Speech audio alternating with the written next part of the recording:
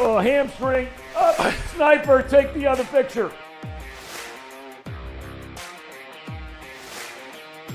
A stinking Browns fan? Are you kidding me? I don't care about no damn Raz score, Casey. Scam of the day, scam of the day, scam of the day. Welcome back to the Zebra Zillionaires. It was a tough one yesterday. Live from Chatterbox Sports Studios, it's Off the Bench with Tom Brenneman. Hello, everybody.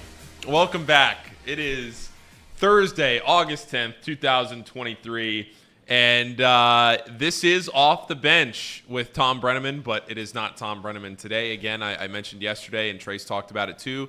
Tom's on an indefinite leave here, and as soon as you know, or as soon as we know when he'll be back, you'll know as well. But this is Off the Bench. Paul Fritchner here filling in. Elliot Rearing is over to my left. Casey is over to my right. It's the three of us today. Reed is back in the United States, but he's not back in Hamilton. He will be back here in studio tomorrow. He'll be trading places with Elliot, who will not be here tomorrow, sadly. But we got two shows here to round out the week. We have Charlie Goldsmith coming up at 10:30. We're going to talk Bengals training camp with him. We're going to talk about the Reds. Heartbreaking loss for the Reds yesterday. We're not going to start with the Reds, though. We're going to start with a story from Casey from last night here in just a second. One of the wildest stories that Casey has ever texted us. This came in at about 12:30 last night. You're going to hear that from Casey in a matter of moments, as Tom would say. But this is Off the Bench, and it's presented by United Dairy Farmers. We come your way every Monday through Friday, 10 A to 12 P. That's right, Casey. And we are, again, presented by UDF. We love UDF. Thank you to UDF for sponsoring us. If you want to download this show, you can do it in podcast form. We're available on all podcast platforms. This show, Chatterbox Reds, and the new shows that we're going to be launching very soon. So make sure you check all of that out on our podcast platforms. All right, guys, before we get into the Reds, we're starting this show with what Casey texted us last night around midnight. This was a preposterous story. Casey, go ahead.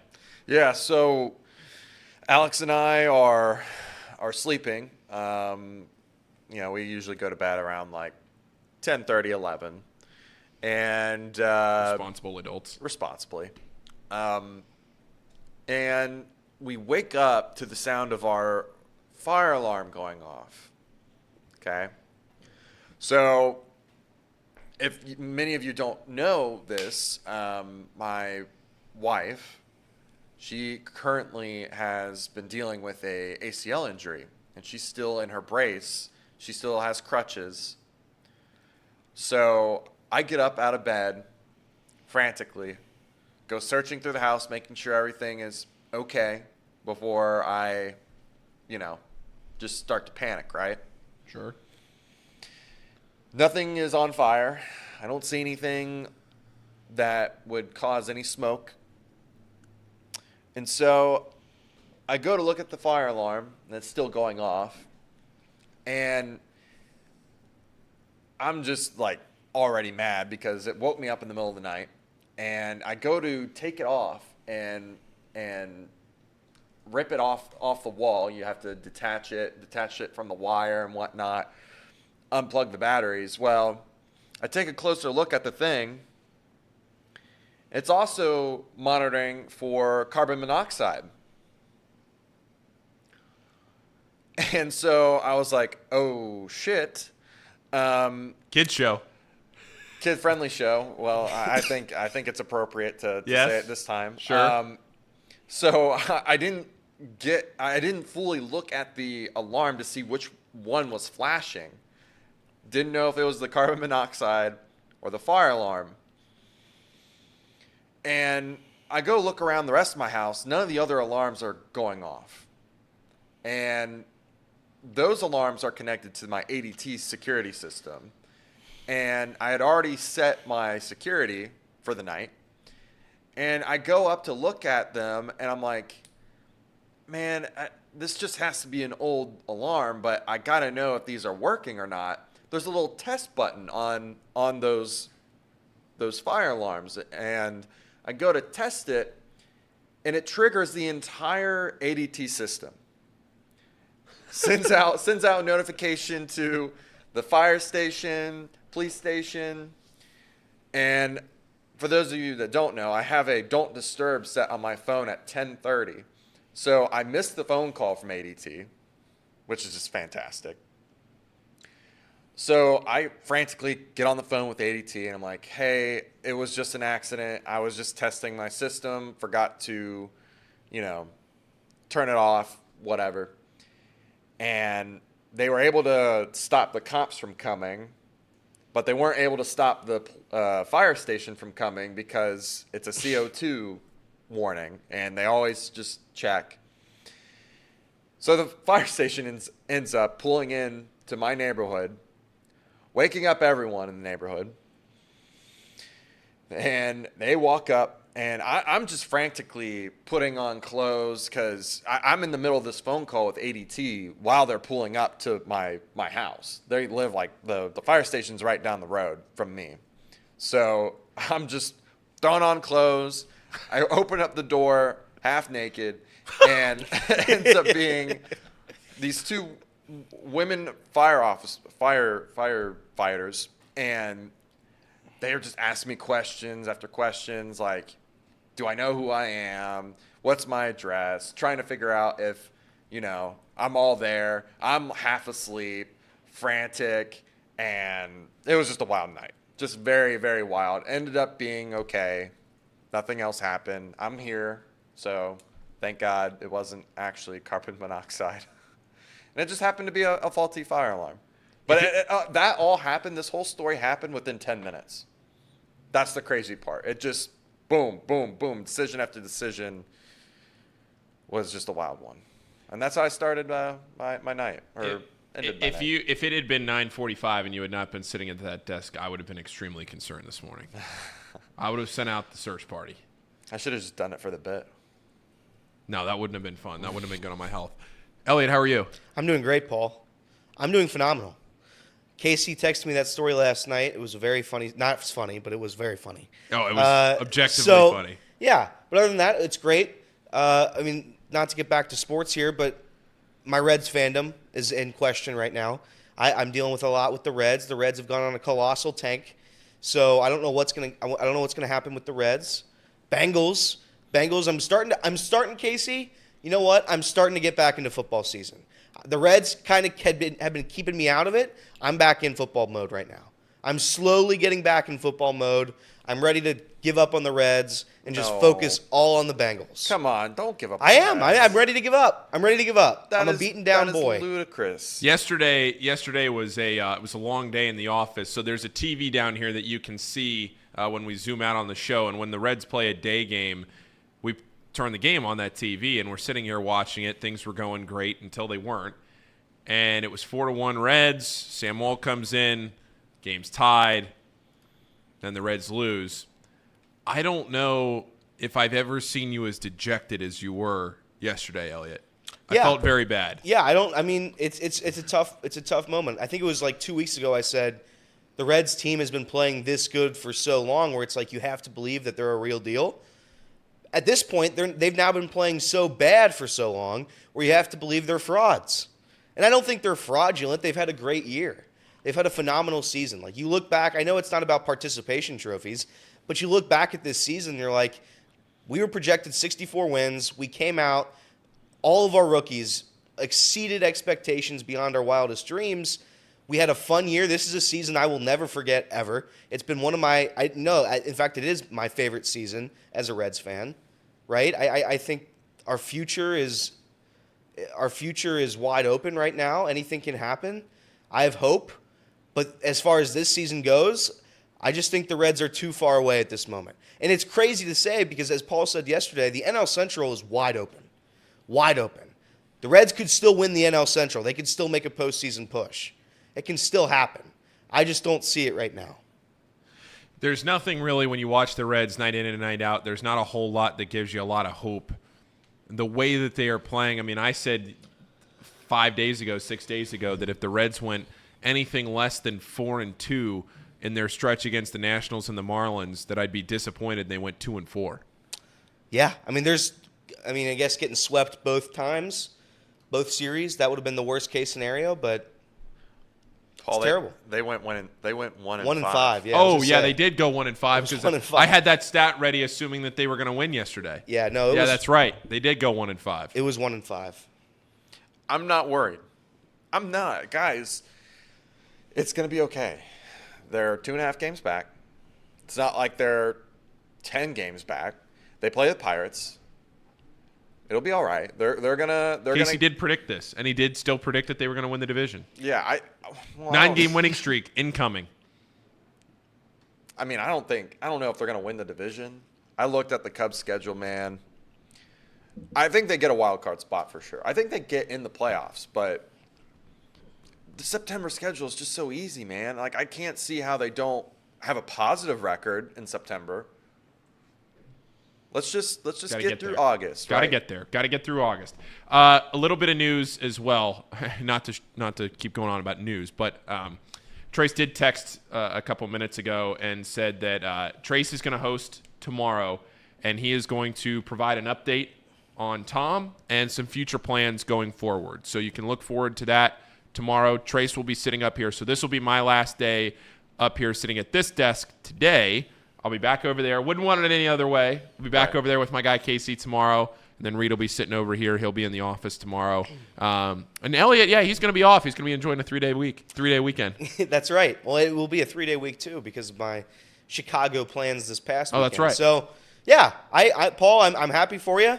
I'm going to miss your final show, your farewell show tomorrow. I'm not happy about that, but that's the way the cookie crumbles. We're going to go to Gina's today. We're going to go to Gina's today. I'll celebrate Paul's last meal in style. That's the right. Best restaurant we know. That's right. Side salad, nothing better. That's right. No olives. That's right. What are you getting today? I might do a Paul special today. I might get just Alfredo. Paul just gets Alfredo. That's all he gets. Just the sauce. Just the sauce. I guess he gets them on noodles, but that's what I'll be getting. All right. Solidarity. Yeah. So yesterday, you're looking at this Reds team that you're thinking to yourself, okay, again, and the same thing it felt like happened from a few nights ago where you're scoreboard watching with the Brewers and the Reds at the same time. And there was, a half-hour, 45-minute stretch where the Reds were winning 4-1, the Brewers were losing, and you're thinking to yourself, oh, the Reds are going to be a half game back. They got it. Things are looking good. They're looking up. Things are looking all right.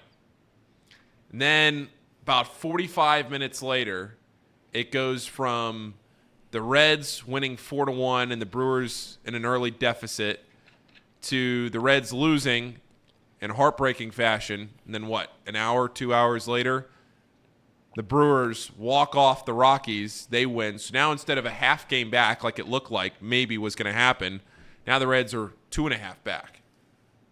Yeah, it's a brutal swing. Needed an off day today. Needed an off day today. I mean, needed an off. Nick Kirby needs an off day. Reds need an off day.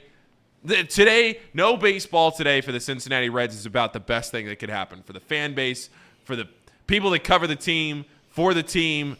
Everybody needs an off day. Everybody's got to regroup because things right now are as poor as they have been all season. And that goes back even to the very beginning of the season when the Reds got swept by the Pirates. Because at least at that point in the season, there wasn't a lot of hope. Now you at least have hope, and it's getting snatched away from you. Dissension in the fan base, everything like that, you get frustrated. And it's not a good sight. So you're to a point in the season now where you're about a month and a half left in the year. The Bengals are less than 48 hours away from playing their first preseason game. And the Reds are at a really critical spot in the season. I've been saying that for a week, but now it's Thursday, and you look at where the Reds were last Tuesday, a game and a half up after beating the Cubs, to where they are now 2.5 back of the Brewers. Wild swing. The season is completely flipped in a span of 8 to 9 days. Yeah, and there's still good aspects of this team, right? Graham Ashcraft, I think his last 8 starts have pretty much all been quality, except for one. He went 5 1/3 instead of the full 6. Every other start in the past 8 starts, he's been one of the best pitchers in the National League, truly. That part is getting a lot better. Graham Ashcraft. We're going to get Hunter Green back here in a little bit. So if you can hold the line, if we can try to hold the line until August 20th, that would be ideal. But I just don't think it's right now. It just doesn't look like it's possible. The bullpen is dead. The bullpen is taxed. I've been saying it all season where I don't think these guys are great pitchers. Granted, they've pitched great. I know that. I know it contradicts my whole point. But at the end of the day, I just don't think these guys can get it done. And Ian Jabot's pitching 60 innings, and we still have 2 months of a season left, right? I mean, these guys are taxed. They're tired. There's no better time for an off day, but at the same time, they have to find momentum. They have to get a hot streak back. And they've found the way to do that all year. I just don't think right now it's possible. The bats have gone completely cold. Ellie De La Cruz, the leadoff spot, isn't working. It isn't working. It's not. The quality of his at-bats have gone down drastically since being moved to leadoff. If he's hitting from the right-handed side of the plate, he's striking out every single time. Literally 47% is what I saw. So if that's going to be the case for Ellie De La Cruz, and he's going to be cold, and right, Spencer Steer's been kind of cold. He's been hitting them hard, but just not finding the right gaps. If all these guys are going to be cold that have helped you get to this point, someone else needs to step up. And if those guys are Kevin Newman, Stuart Fairchild, Nick Senzel, I think you're in trouble. I think you're in big trouble. Michael Lorenzen last night, a former Red and a potential trade piece at the deadline for the Reds, threw a no-hitter against the Washington Nationals. Elliot, any thoughts on that one? Yeah, I mean, certainly a guy that the Reds could have used. But at the end of the day, I think Michael Lorenzen was a former Red. Every time someone leaves the Reds, they do something great with their career. Michael Lorenzen has had an all-star season, thrown a no-hitter. He's on 2 teams. He's played on 2 teams. Both teams he played for he pitched great for him. It sucks. It's not good. You want a stat here? I'm going to read you I the want stat. a stat. Hold on. Let me pull it up here and find it. I should have been a little bit more prepared because this is one of the craziest stats that I can remember seeing. All right, let me pull it up. This is great podcasting, phenomenal podcasting. Here it is. All right. This comes from High Heat Stats. You may have seen it. 4 pitchers and 4 pitchers only have played in the major leagues after attending Fullerton Union High School in Fullerton, California. And now all 4 have thrown an MLB no-hitter. This is simply an incredible baseball fact, maybe the most amazing ever. That's the tweet. 4 pitchers, Steve Busby, Walter Johnson, Mike Warren, and now Michael Lorenzen, have all thrown no-hitters. The only 4 pitchers to come out of that high school to play in the major leagues, and all 4 of them have now thrown a no-hitter. Yeah, that's preposterous. I think the no-hitter was 130 pitches almost last night, too. 126 or something like that. They weren't going to pull that guy out for the highlight of his career. Yeah, that's awesome, though. Shout out Michael Lorenzen. He wanted to be a starter. The Reds didn't see it that way, and he's proved the Reds wrong in every sense of the word. So, shout out Michael Lorenzen. Casey, how are you doing over there? You're standing up. Is everything okay? Yeah, I'm good. I just was tired of the way I had to look in between the monitors, so I'm standing up. You've been sitting down for a year, and you don't want to be constrained anymore. Nope, I'm done. Elliot, are you physically okay? You're coughing a lot. I've been coughing for a month and a half. I'm going to the doctor probably next week, or it'll be the weekend. It would be the 21st of August. I'm going to the doctor, so we'll see what happens there. But yeah, I've been coughing for quite some time. I truly believe it's the air quality because I've never had just a prolonged cough for this long. It just doesn't go away. It just doesn't go away. I'm just stuck in purgatory with this cough. So we'll see. Was it bad up in Chicago? No, it got better in Chicago. In Chicago, the cough went away, so it has to be something with the air quality. I'm not going to blame the great city of Hamilton, but it's certainly you could look back at the timeline and say that's probably where it started. So somewhere along that time, I developed this cough. I don't know what's in the air quality down here, but we'll see. I hope it's something great. Maybe it's, I don't know. Maybe it gives me superpowers. The Reds right now are sitting 2.5 games back of first place against the Brewers. They have a day off today, and then they begin to stretch their schedule. You know, they're going to be in Pittsburgh this weekend, 3 quick games. They still have that West Coast swing looming over their heads. You still have to go out west to the Angels, the Diamondbacks, the Giants. You got 5 games in a row against the Guardians and a decent Blue Jays team coming up. You have 3 off days in your next 10 days. 3 off days between now and the 21st. You get some guys back, you survive. If you can just play, let's see here, you play 3, 5, 8 games between now and when everybody comes back. Hunter Green will be back likely on August 20th. Maybe get Jonathan India back tomorrow. Elliott's never been more right than anything on that. On what? Jonathan India. Listen, the Reds need Jonathan India. Stuart Fairchild will smell you. I guess it'll be T.J. Hopkins first, actually. Never mind. I forgot T.J. Hopkins existed. Yeah. That's a How guy. about that? That's a guy that exists. Shout out to you, T.J. You just keep doing you, baby. Pinch running in the 9th inning when we need you. That's a good role there. Stuart Fairchild, I'm hoping him and T.J. go back down. India comes back up. We get Hunter Green. We get Vladimir Gutierrez. T.J. Antone. I've kind of given up on T.J. Antone, if I'm going to be completely honest. He's been out for 10 years. But if he wants to come back too, great. You can replace, I don't know who's left, Daniel Duarte. Fernando Cruz, believe it or not, I watched Fernando Cruz pitch when I was in the diamond seats. Shout out me, I had diamond seats. Fernando Cruz looked good. And Nick Kirby's been saying that for 10 years. But, and that's how old Fernando Cruz is. Fernando Cruz is 35 years old. People forget about that.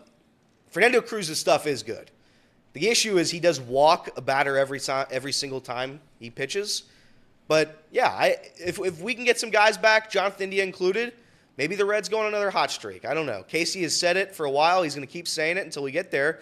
September is a very easy month for the Cincinnati Reds. But if you collapse before then, it's too late. So Reds need to figure it out against the Pirates. Looking. Go ahead. No, that was it. Looking in the chat, Alex Wallace says release the burner files. That won't happen. That will not happen. Maybe whenever Chatterbox 20 years down the road gets sold for $1 billion to some gambling company, maybe at that point you release the burner files. Those are going to be locked up. But time.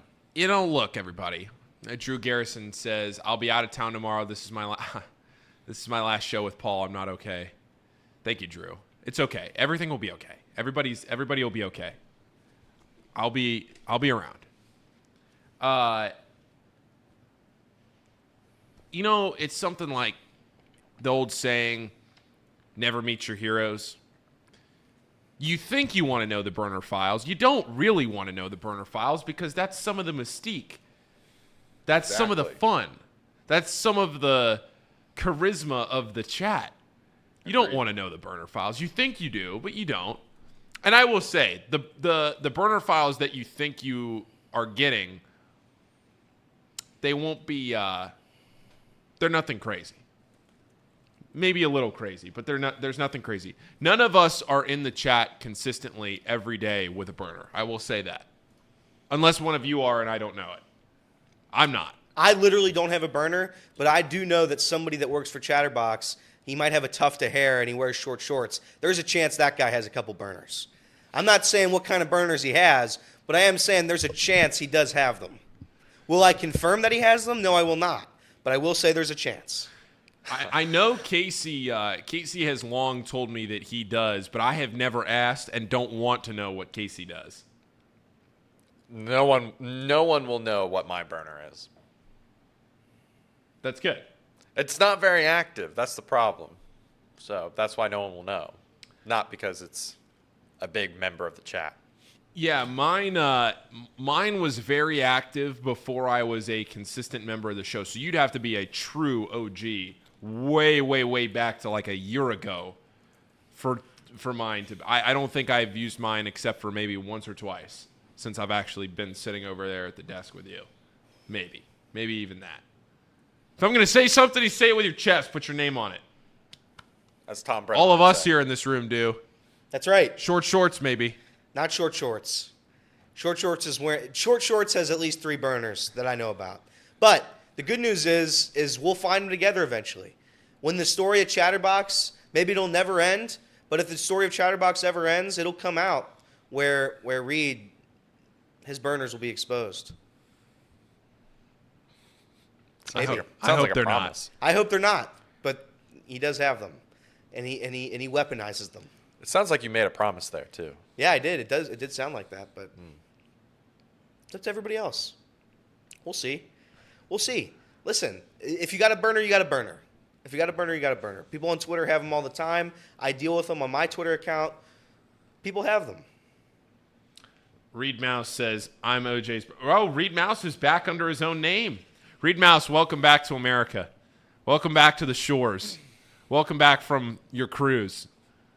Your carnival cruise. He texted us last night. I can't wait to get his take on this tomorrow on the show. He texted us last night and said, I'm a cruise guy now.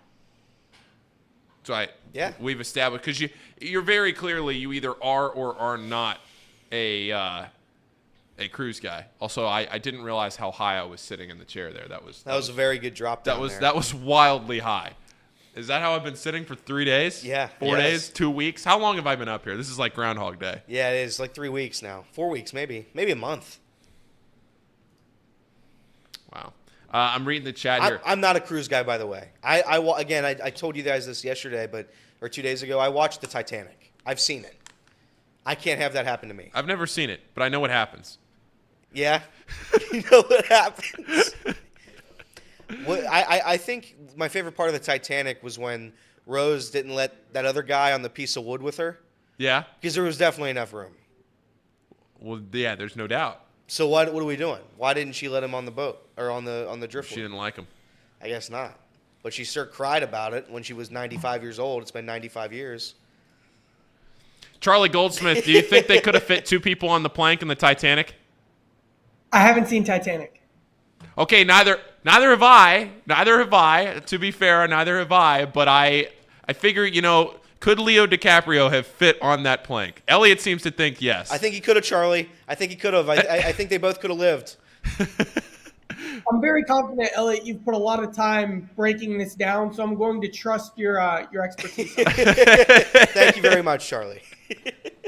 Charlie, thanks for coming on today. I want to ask you first. So yesterday on the show, we were sitting here talking about the joint practice and everything, and we were asking, what do you expect? What do you want to see? Anything like that?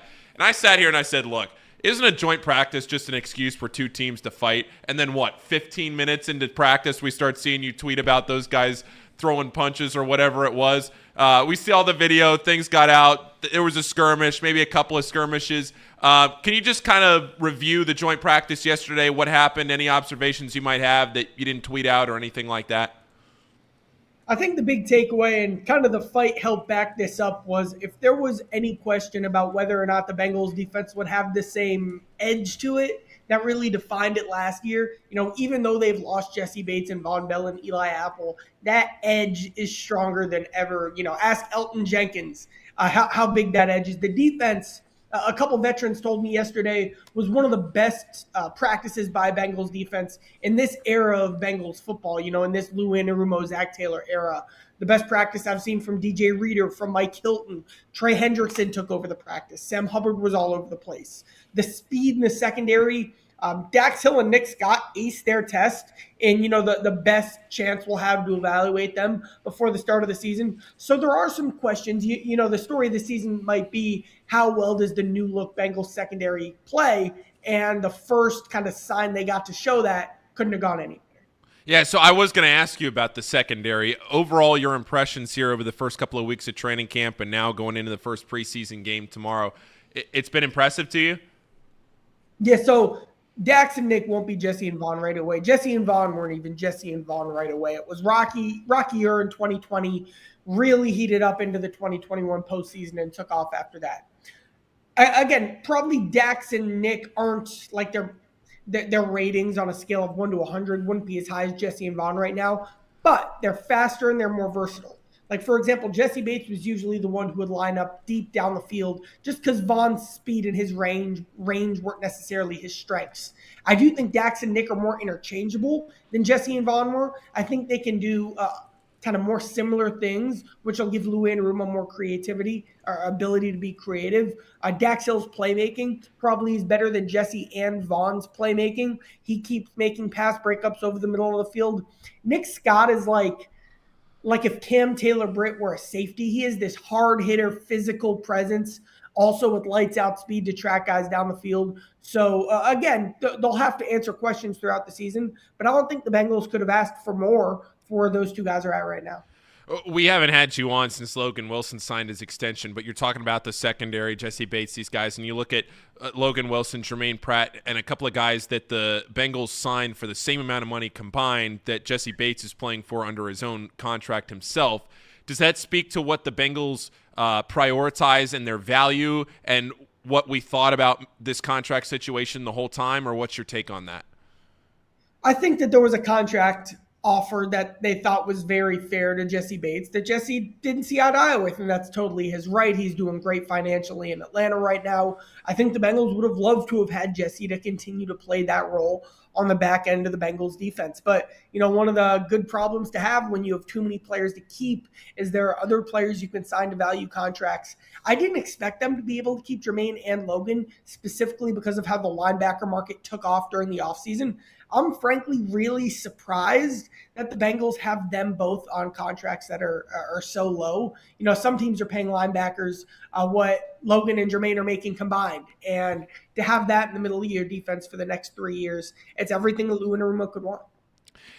Looking at this contract situation, and everybody wants to know about Joe Burrow. Everybody wants to know about the receivers. But the Bengals payroll is gradually starting to go north. And as it goes north and they start to shell out more and more money, do you think the goal of re-signing this offense and getting the core of this offense, the receiving, the receivers, Joe Burrow, these guys, do you think that that's still a realistic goal?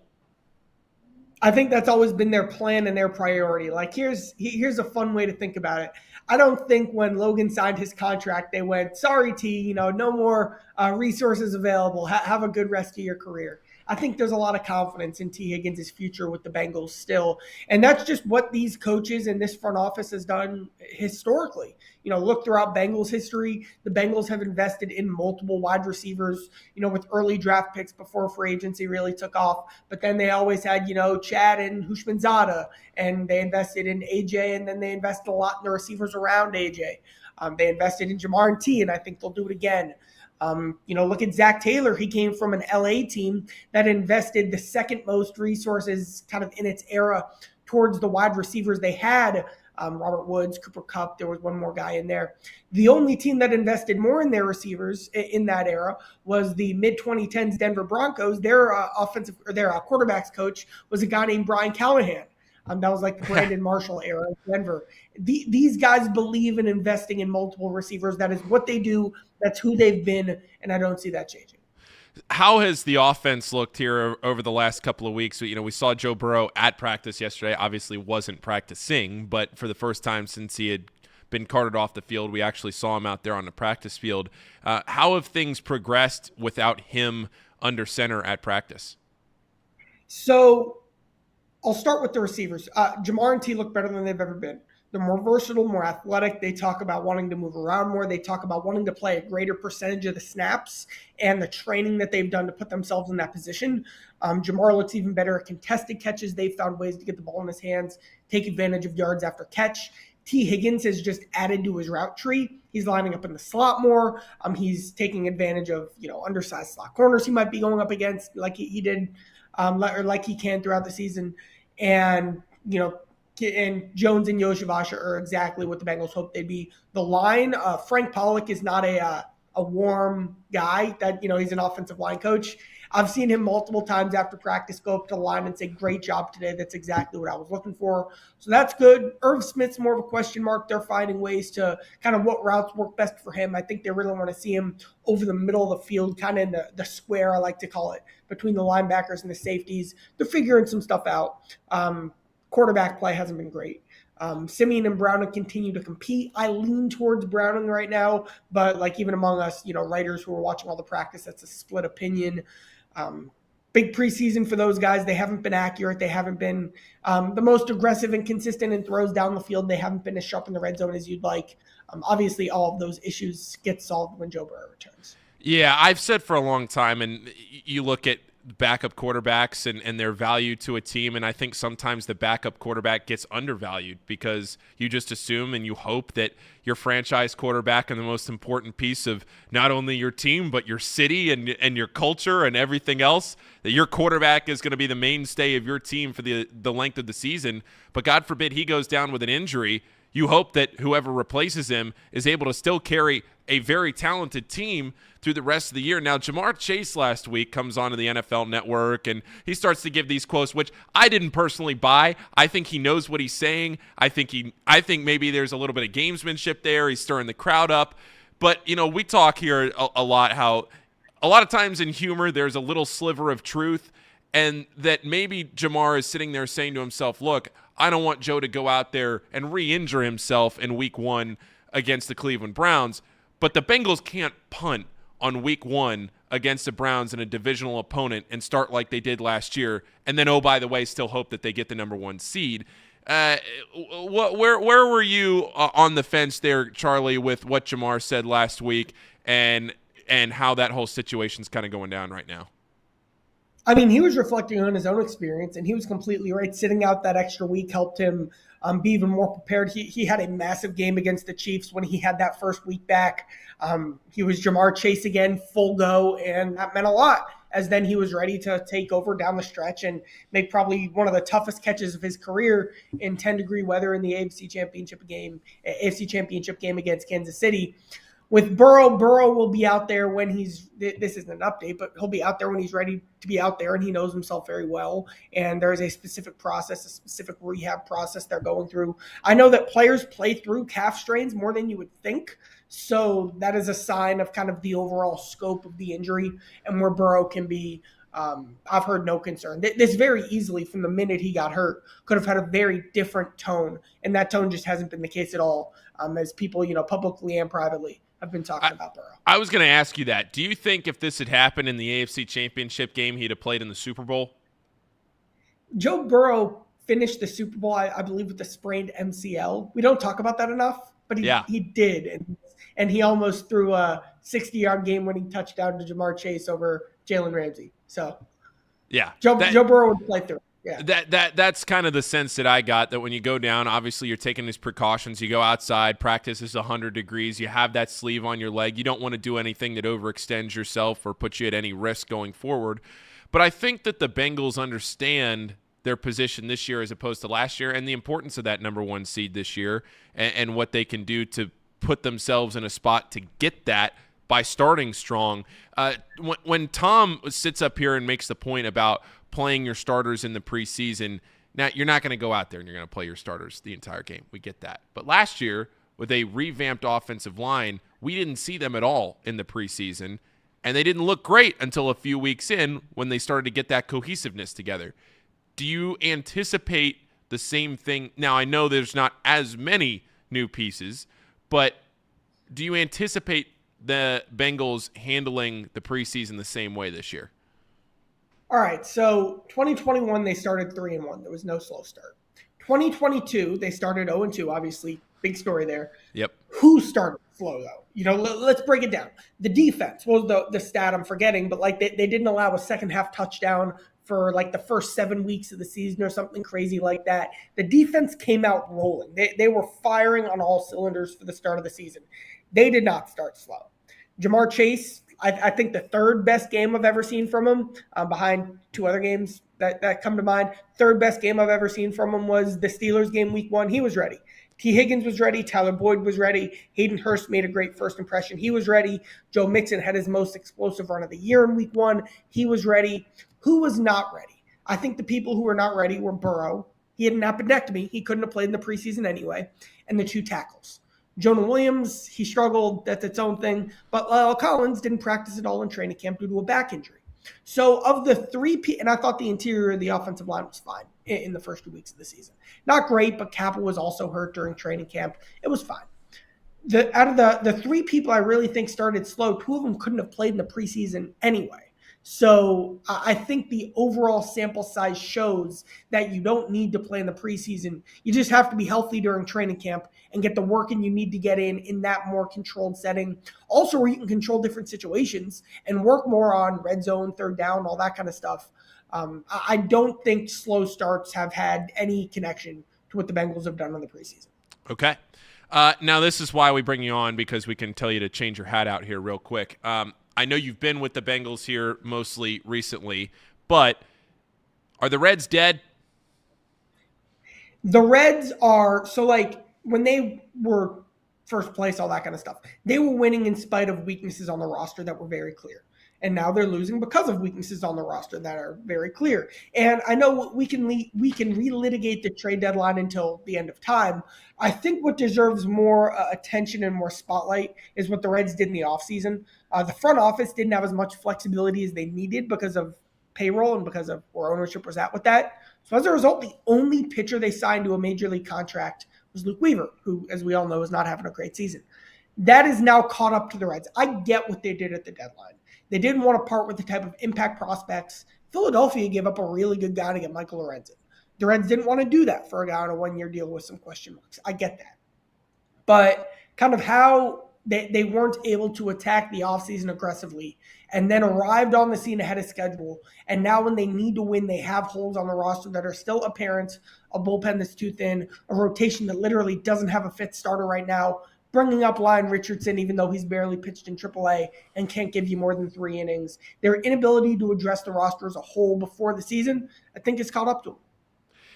Last night, Michael Lorenzen threw a no-hitter for the Philadelphia Phillies against the Washington Nationals. He had been rumored as a potential maybe trade piece, and it didn't look like they had to, now looking back on it at least, didn't look like the Reds maybe would have had to have given up a ton to get him. Now, would he have wanted to come back to Cincinnati? Is that a match made in heaven? I don't know. Would he have thrown a no-hitter here in Cincinnati? Probably not.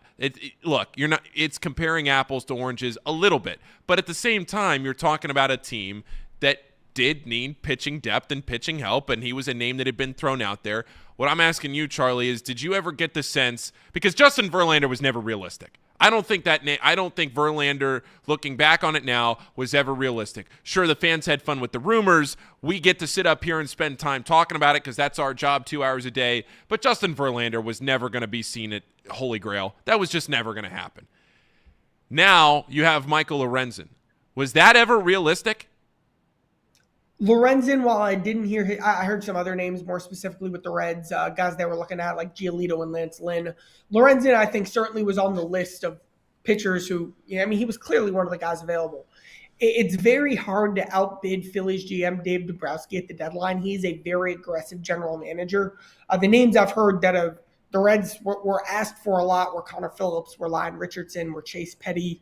Like, these are really promising pitchers. 2 of them throw 100. Phillips has, leads all of minor league baseball in strikeouts. That is a lot to try to match in a trade negotiation for a pitcher like Michael Lorenzen, who's never pitched this deep into a season before, who has a track record of not being a starting pitcher, who the Reds concluded in throughout the 2010s that he wasn't a starting pitcher. First of all, couldn't be more excited for Lorenzen. Unbelievable performance last night. He does look like the type of guy who can make a big impact on the stretch, but the costs, I get why they didn't make that trade. I really do. Again, I think the big thing to focus on is what they did in the offseason. Their inability to be aggressive then when they wouldn't have had to give up these prospects. I think that is a brighter spotlight to focus on because, again, the cost for Lorenzen, the cost for Jordan Montgomery, the cost for Giolito was higher than I expected, was probably higher than they expected, and I get why they didn't necessarily go over that line, but still at the end of the day, it's a rotation in a bullpen that doesn't have enough options. All right, 2 more questions for you here. I thank you for joining us again, Charlie. I always really appreciate it, but 2 more questions before I let you go. The first one, did the Reds miss Jonathan India? Oh, I think they did. I think the Reds haven't looked like themselves this week. Like they've had other losing streaks, but they were still like playing their entertaining, aggressive, base running, tough at bats style and brand of baseball. I think India and Fraley are like the 2 guys who define that and who set that tone. Like for a while, they led the Reds in stolen bases. Those 2 guys. two of the most patient at-bats on the team. They're playing without two starters right now, and I think that's part of this too. There's less lineup depth. Fraley's their best hitter against right-handed pitching. India is he really is. It's his team. That's something multiple players have told me. And, these things you have to be able to overcome over the course of the season. But I definitely think the brand of baseball the Reds have been playing and how they've struggled are connected with the two guys they've been playing without. All right, last question for you, and it's along those lines. The Reds have 3 off days in the next 10 days. You're hoping to get India back, maybe Fraley back, Antone, Vladimir Gutierrez, Hunter Green. You're potentially mixing some pretty big pieces back into this team. You have 8 games between now and August 20th with 3 off days mixed in there, including today. You have the Pirates, 2 against the Guardians, and then you're back home again after the off day with Toronto. Some winnable games in there, but not the easiest. Toronto's decent. Where do you see this team 2 weeks from right now in this NL Central race, which it feels like, Charlie, nobody wants to win the Central right now? That's the thing. The Reds are still in it.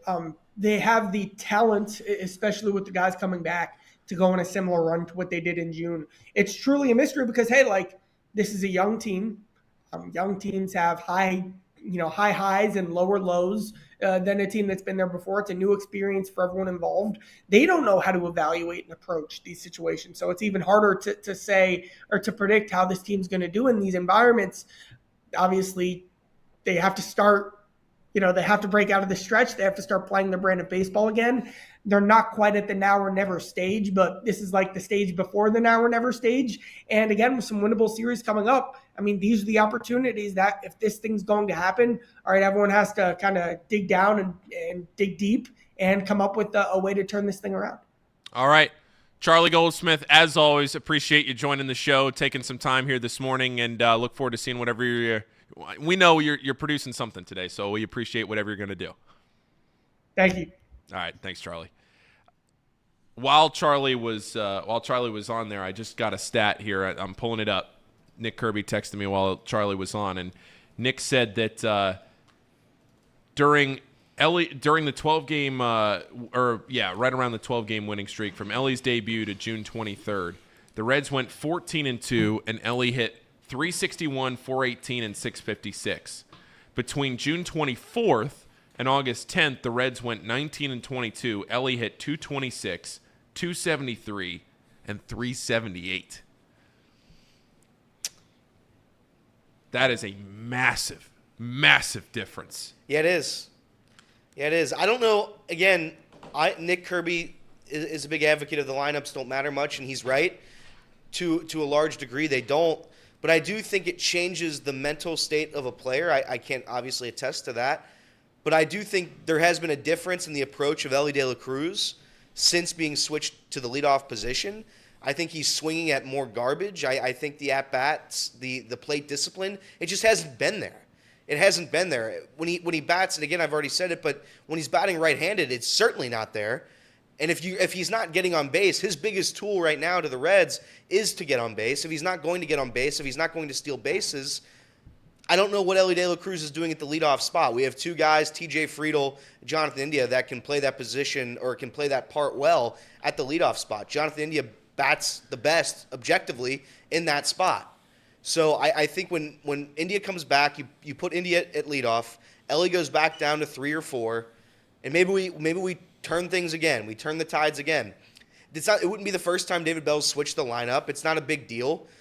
I don't think Ellie's best play is happening right now at the leadoff spot.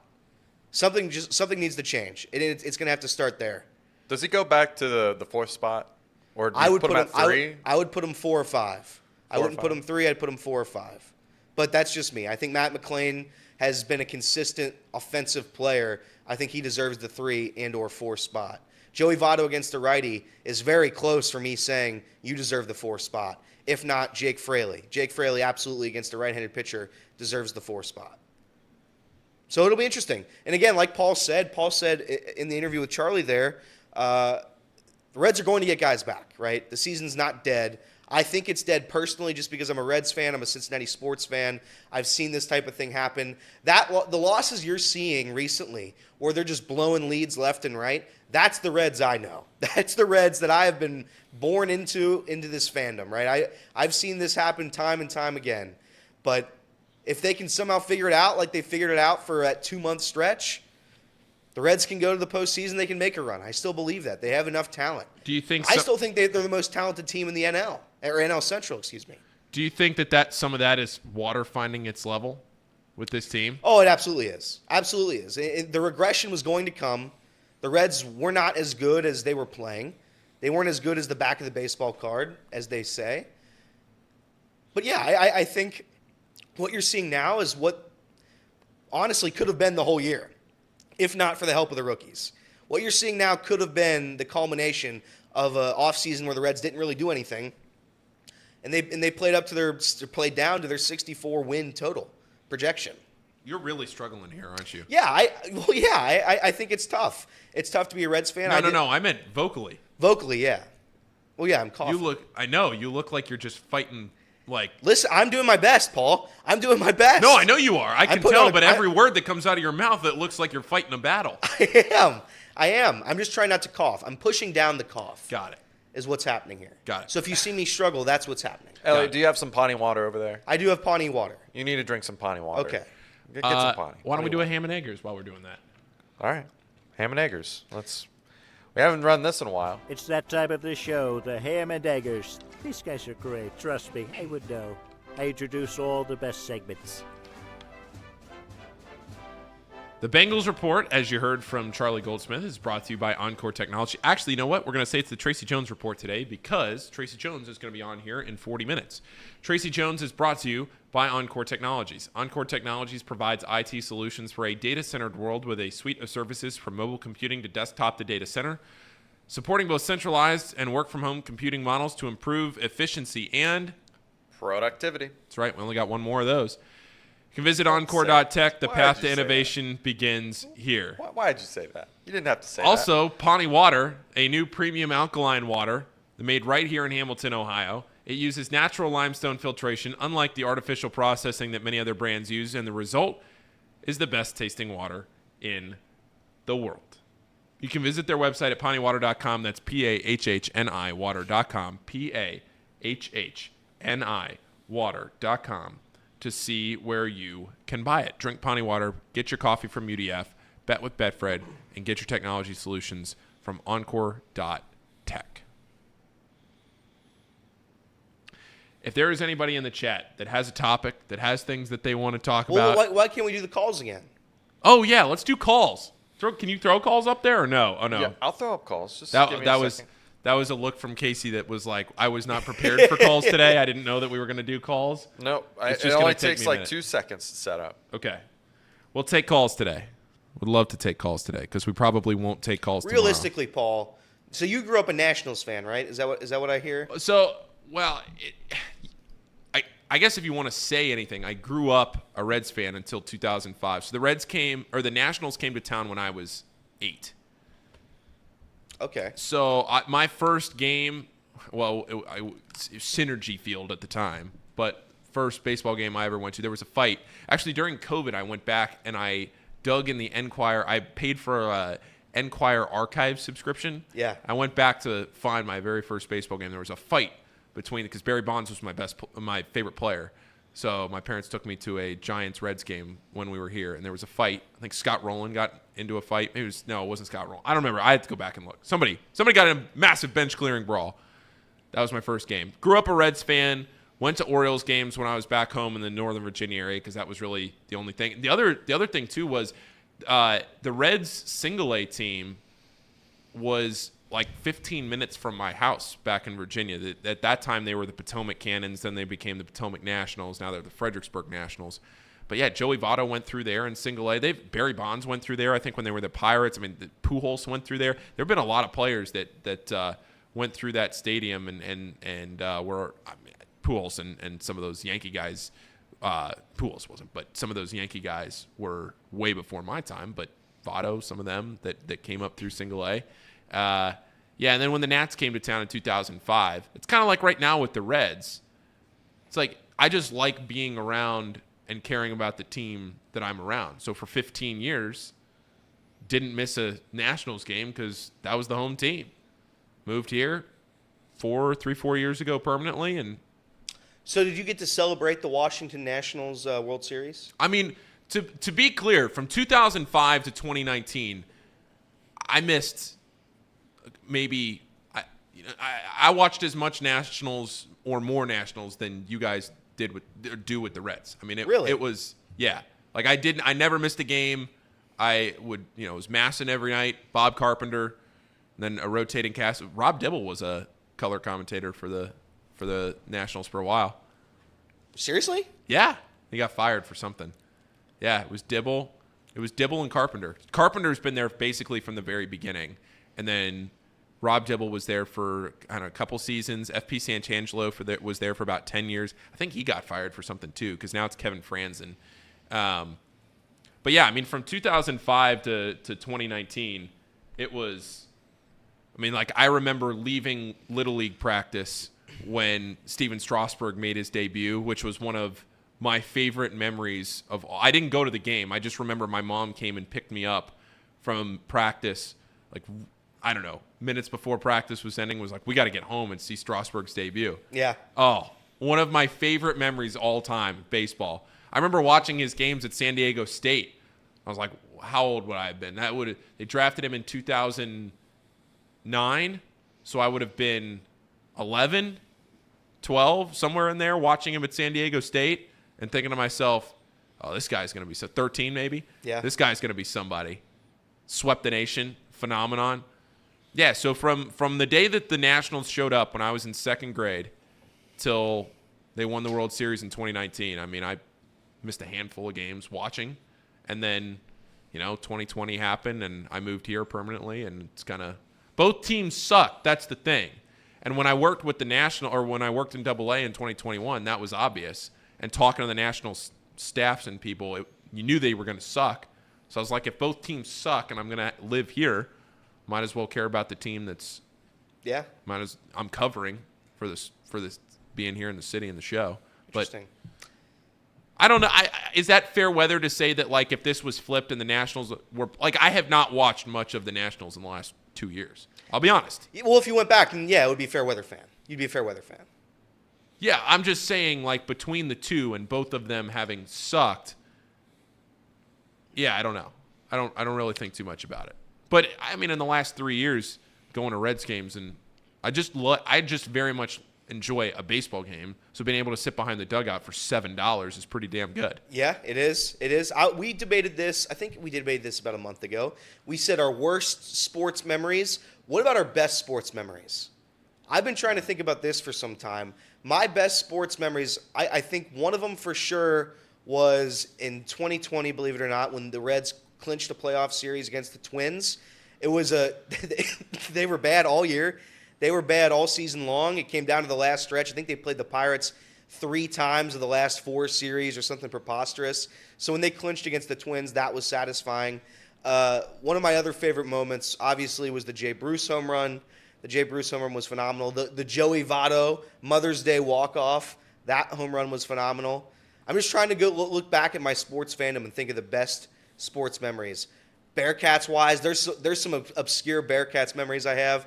The Kashmir Wright game winner against Alabama. Buzzer beater against Alabama.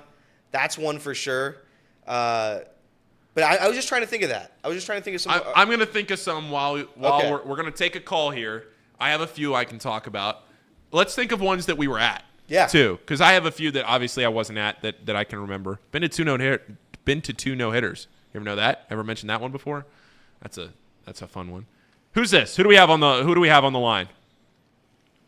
It's Mr. Mo calling again. How you guys doing? Mr. Mo, good to hear from you. How you doing? I'm doing good. I don't got very long. I got a work meeting coming up in a few minutes, so I just have one question. Did you guys see the interview with Graham Ashcraft after the game, talking about Jazz Chisholm? And they asked him about, like, we'll pull why it up. He was so upset. He was like, oh, that, you know what, is lucky. That's all he got. What do you guys think about that? I saw that there was a scuffle about this interview. I did not actually see the interview. So we're going to – Elliot, go ahead. I saw the interview. Yeah, I think Jazz, he started it when he hit that home run game 1 against Tyler Stevenson. He did the Euro – he always does the Euro step, the basketball Euro step as a celebration. And he tapped Tyler Stevenson on the ass. Tyler didn't like it. So I think he's been causing trouble. And what the issue is when you're talking trash and you don't back it up, people aren't going to respect you at all. Like, if you're good and you're doing that, that's one thing. If you're hitting like 195 or whatever he's hitting right now, and you're doing Euro steps after home runs and you're pissing people off, that's a whole nother ball game. Yeah, that's fair. I mean, I feel like the Euro step and everything's fine. I don't really have an issue with that. But when he slapped Tyler Stevenson's ass, and Tyler kind of looked at him like, "What are you doing, dude?" And they were down, what was it, 5-2 at that point? Like, yeah, they were. It's time and place kind of thing. So I just found it kind of weird that he just slapped the opposing catcher's ass after hitting a home run when you're down by. I agree with you. Yeah. I think it's disrespectful. It was bizarre. Yeah. It's like, I think people got upset with, the Fernando Tatis thing. He would celebrate home runs in moments where he shouldn't. There's a ton of unwritten rules in baseball that I still think should be kind of gotten away with. The one where you're celebrating home runs and touching people after you hit a meaningless home run, that's one where I kind of agree with the unwritten rules. Like, maybe don't do that.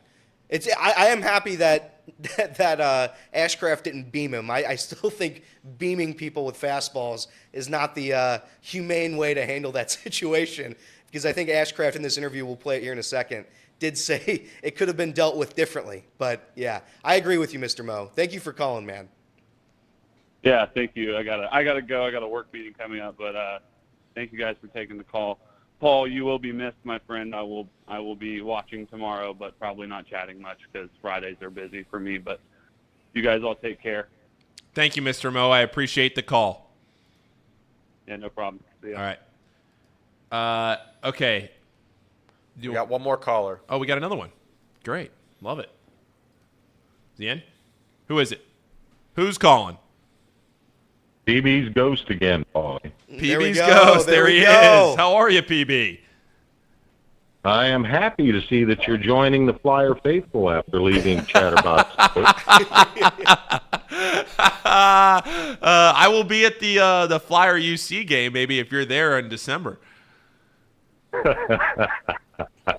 And I wanted to say, the emotion out of Casey and Elliot yesterday was troubling, considering there was not that much emotion shown over the sad story about Blanny the cow. Yeah, I'm not going anywhere. I'm not dead. You killed the cow. You did.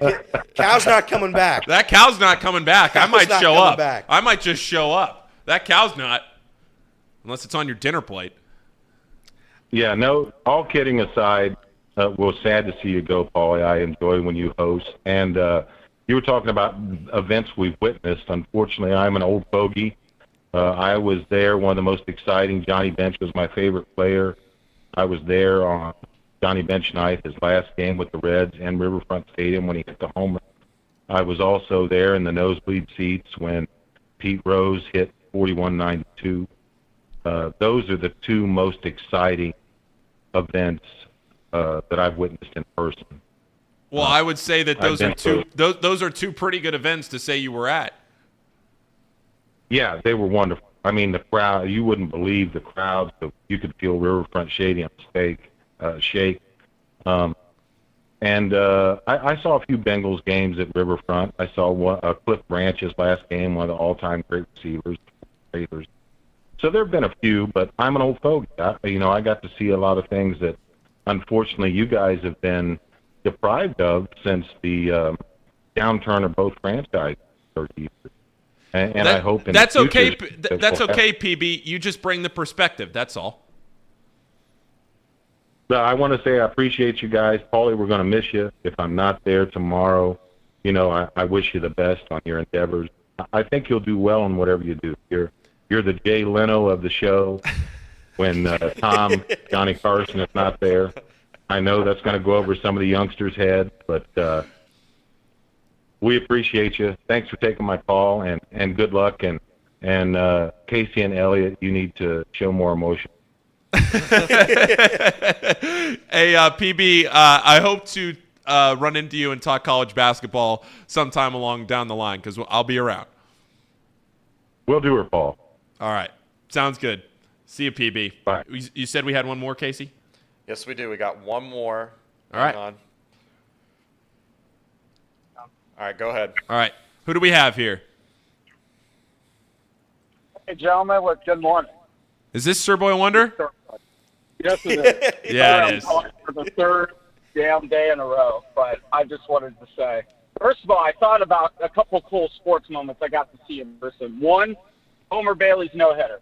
That's probably right there at the top for me. I don't know about you guys, but that one, I'd say when they clinched the division in 2012, that was awesome to be there for that because Chapman came in, got the outs or whatever, and the whole place was like a party. It was awesome. And then 3 would probably have to be Buffalo last year, or earlier this year, excuse me. That was the greatest football game I've ever seen in person, ever. So I just want to throw that out there.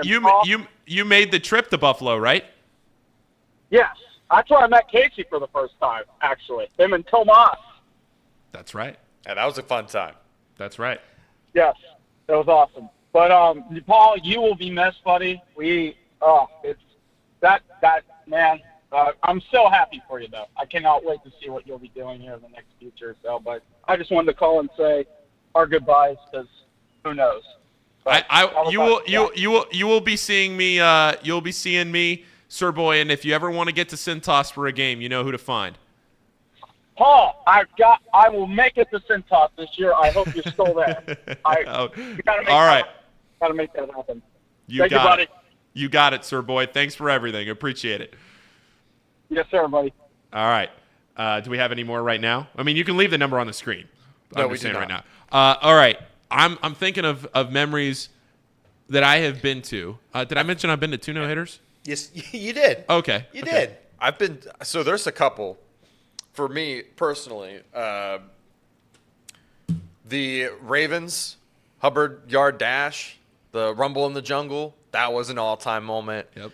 Buffalo, that was another all-time moment.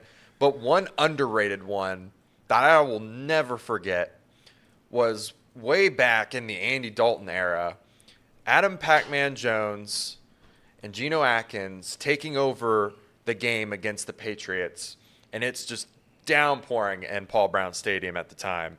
And I can still see Pac-Man just jumping up, catching it, falling down on the ground, beating Tom Brady. That was an all-time moment for me as a kid. All-time moment. I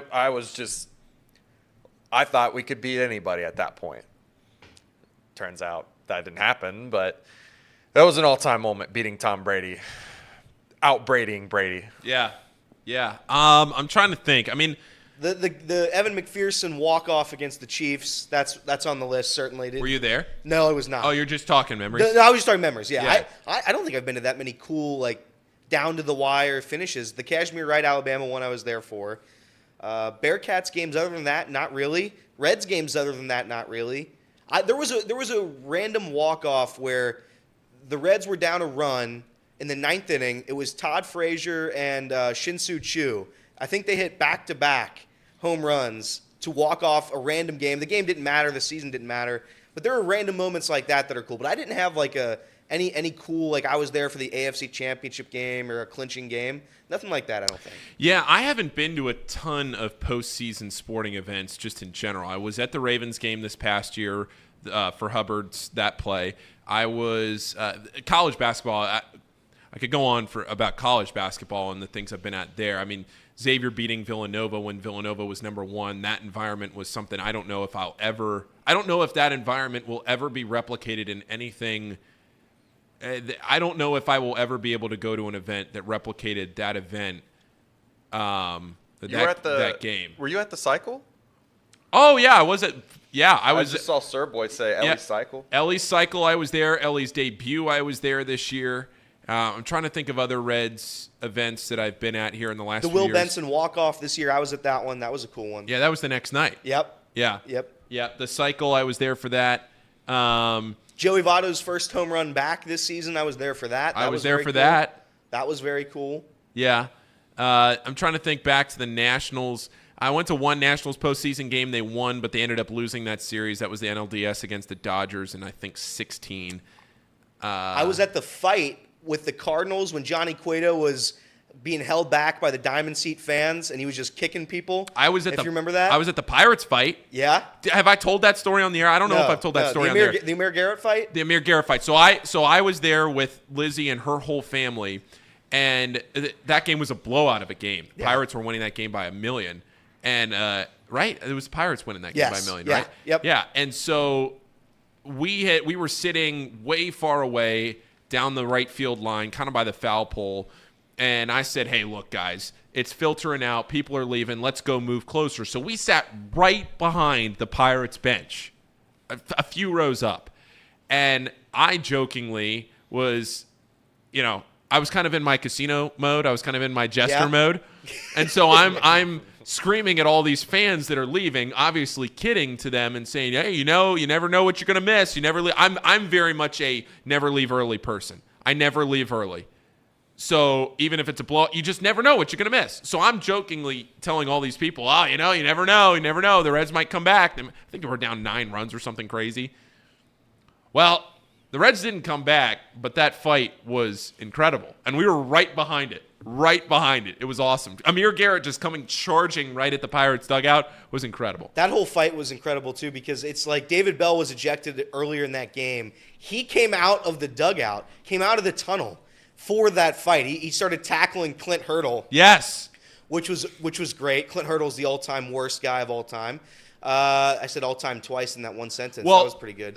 And Puig was traded. Puig was traded mid-game, mid-fight. They were going to say, like, Puig's going to just be taken out of the game after the fight. Yeah, that game was wild. That game was absolutely wild. Were you at the Crosstown shootout, the fight there, the zip 'em up? No, I was not at that fight. I was not at that shootout. I was back in Virginia. I was studying for a chemistry final. That was my freshman year of high school. I will never forget that. I was sitting in my living room watching the shootout, studying for a chemistry exam my freshman year, and I look up at the TV, and all of a sudden I'm looking going, is that a fight? Did Mark Lyons? What's going on? Is that Tu Holloway? Oh, no, there goes Kenny Freese. Worst. Ugh. Kenny Freese is the worst. Oh, no, don't disrespect my guy, Kenny. I have to. I'm sorry, Kenny. This is just from a dumb UC fan, but I don't like Kenny. Just from that perspective alone. I'm sure he's a nice guy or whatnot.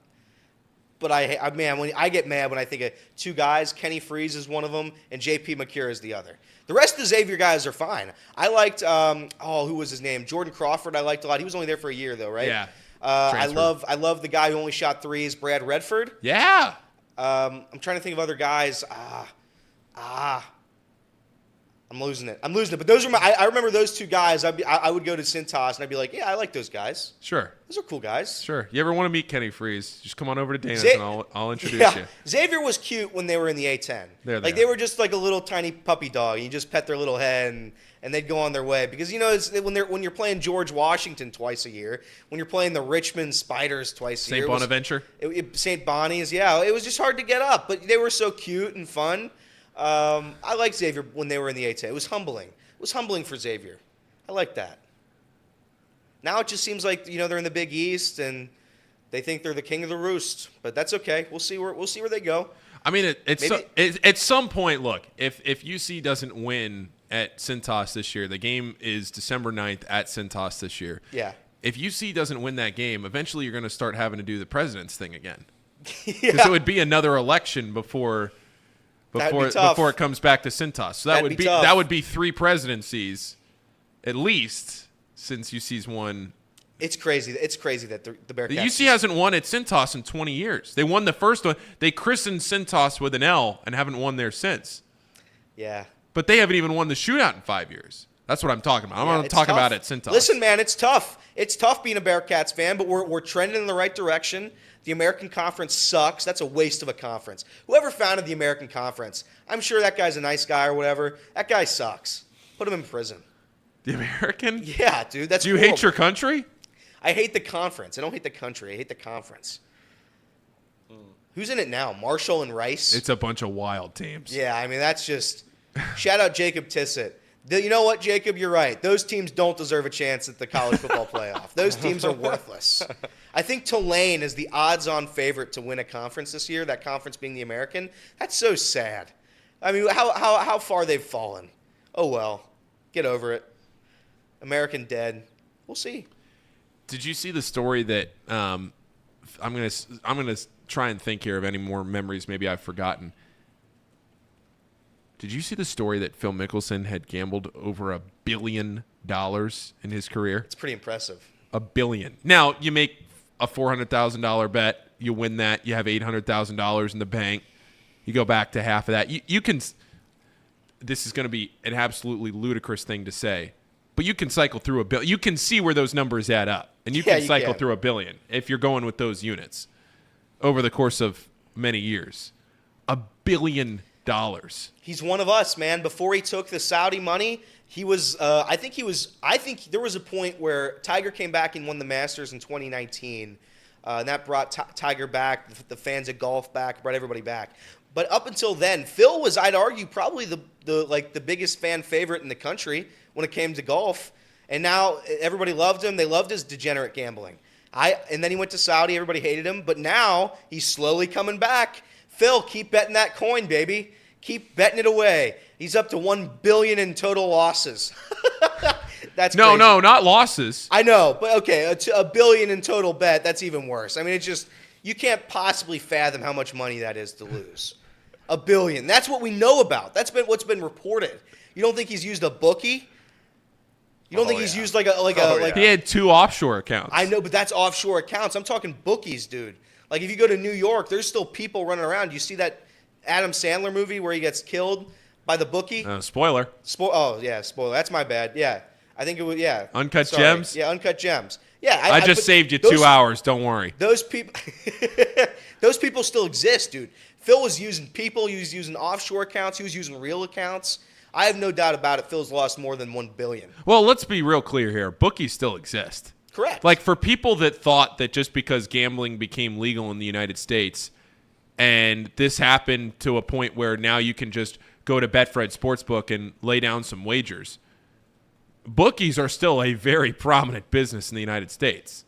Yeah, it is. They have not gone anywhere because you never know, you know. But they shouldn't be because you should be betting with Betfred Sportsbook, That's the greatest sportsbook known to man. If Phil had used responsible gaming on Betfred Sportsbook, he probably wouldn't have lost his ass $1 billion. $1 billion worth of it. Phil, come over to Betfred Sportsbook, the greatest sportsbook known to man. That'll help you out a ton.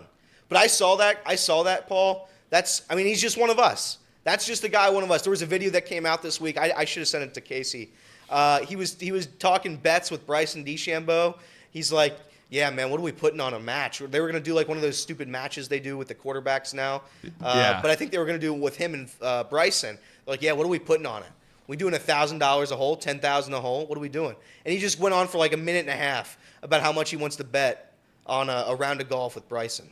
You ever get into that point when if you're playing golf or something and your friend says, hey, let's put this on a hole. Yeah. And you're thinking, that kind of stretched the budget a little bit. Do I really want to do that for every hole? Yeah. But then you don't want to sit there and think to yourself, well, now I want to do this instead. And you got to figure out a way to phrase it to your friend.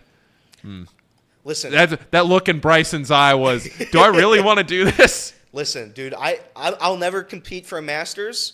I think if I was given the time, I think I could compete for a Masters. Give me.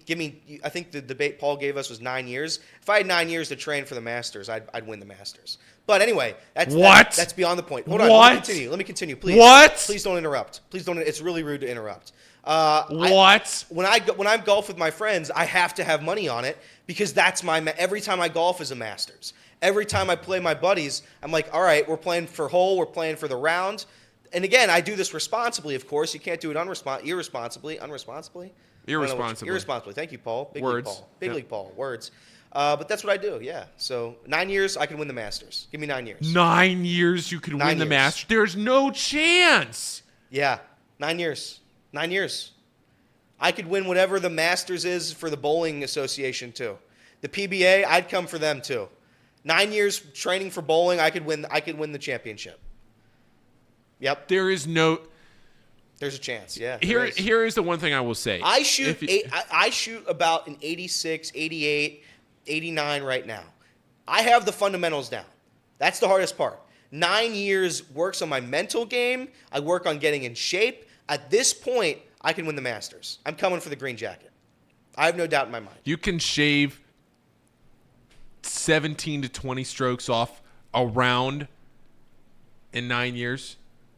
Yeah. If that's all you did. If that's all I did, if I woke up in the morning, Monday through Friday, played 2 rounds a day, like Mark Wahlberg does. He wakes up at 2 a.m., plays a round of golf, eats breakfast, plays another round of golf, works out, eats lunch, plays another round of golf, and then he has time for his kids. He's in bed by 4 p.m. But I think if I did that method for 9 years, I don't think people understand how long 9 years is. I've only been alive for 24 years. 9 of those years just devoted to the sport of golf? Oh, yeah. Oh, yeah. I'd be the best there ever was. I have no doubt about it. I have no doubt about it. No shtick. If there was somebody out, no shtick. If there was a viewer here who had so much money that they didn't care what happened, and they could provide Elliot with a stipend every year, just became an independent contractor, and got paid to go play golf. All his rounds were funded. And you got your, 2-week or bi-weekly salary on the line, and you could do that. Yeah. Would you do that? Yeah, I would. Absolutely. With the caveat being that you have to try and play in the Corn. Do you realize what these guys do in the Corn Ferry Tour? Yeah, they lose. I would win the Corn Ferry Tour. How about that? I would go on the Corn Ferry Tour, and I would dominate. I mean, it wouldn't even be close. These guys would be begging for mercy while I took their tour card. I'd win tour cards for those guys and then burn them. You know what? That's I'm in. what I would do. I'm in. I'm in on it, Elliot. Thank you. I'm in. You're Thank doing you. it. You can do it. Let's do it. Let's do it. We'll get Trace. Trace can do it. I bet Trace definitely thinks he can do it. Trace and I, we'll go win the Masters. Give us 9 years. 9 years. Sean can do it too. I know Sean golfs. All 3 of us. We'll go golf. We have the fundamentals down. We go out. You give us 9 years to train. We'll be the best there ever was. 100%. Yep.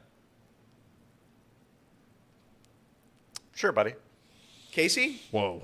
You just buddied me, so wow, he just buddied Why'd you just buddy me? He just buddied you Don't 9 minutes before hey, 9 minutes before Tracy Jones. Don't buddy me, pal. Don't you buddy me, pal. What was that smirk over there?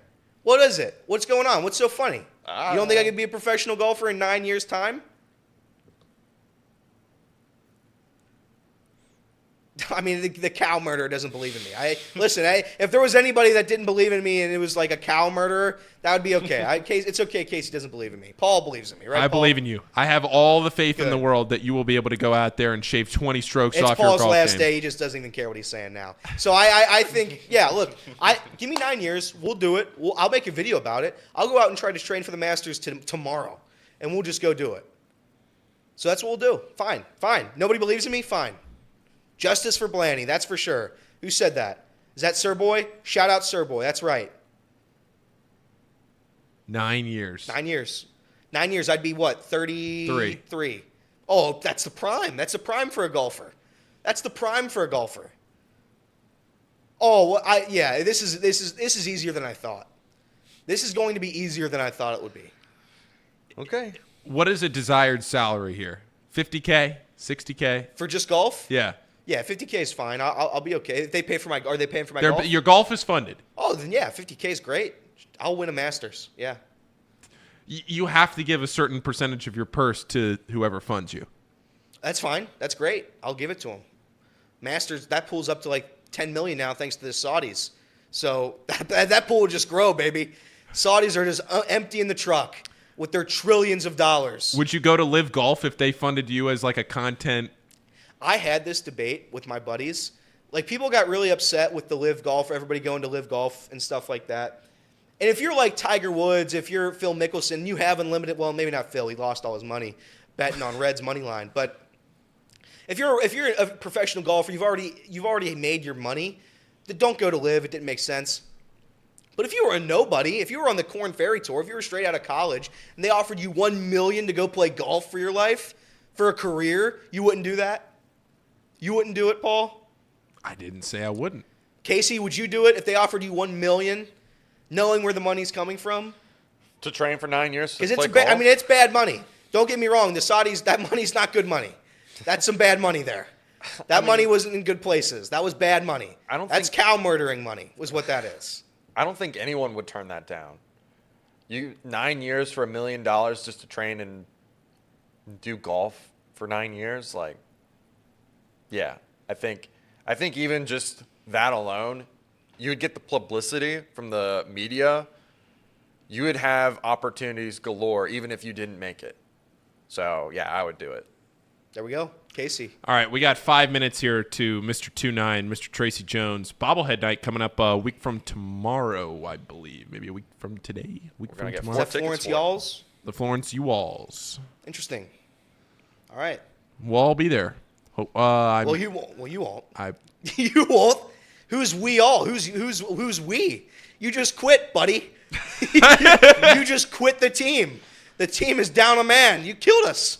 Way to go, Paul. You're going to come to bobblehead night? No, you're not. No, you're not. Paul. There you go, Paul. Head in the microphone. Paul. Put that camera on him. Look at him sit there in shame. Silly Paul.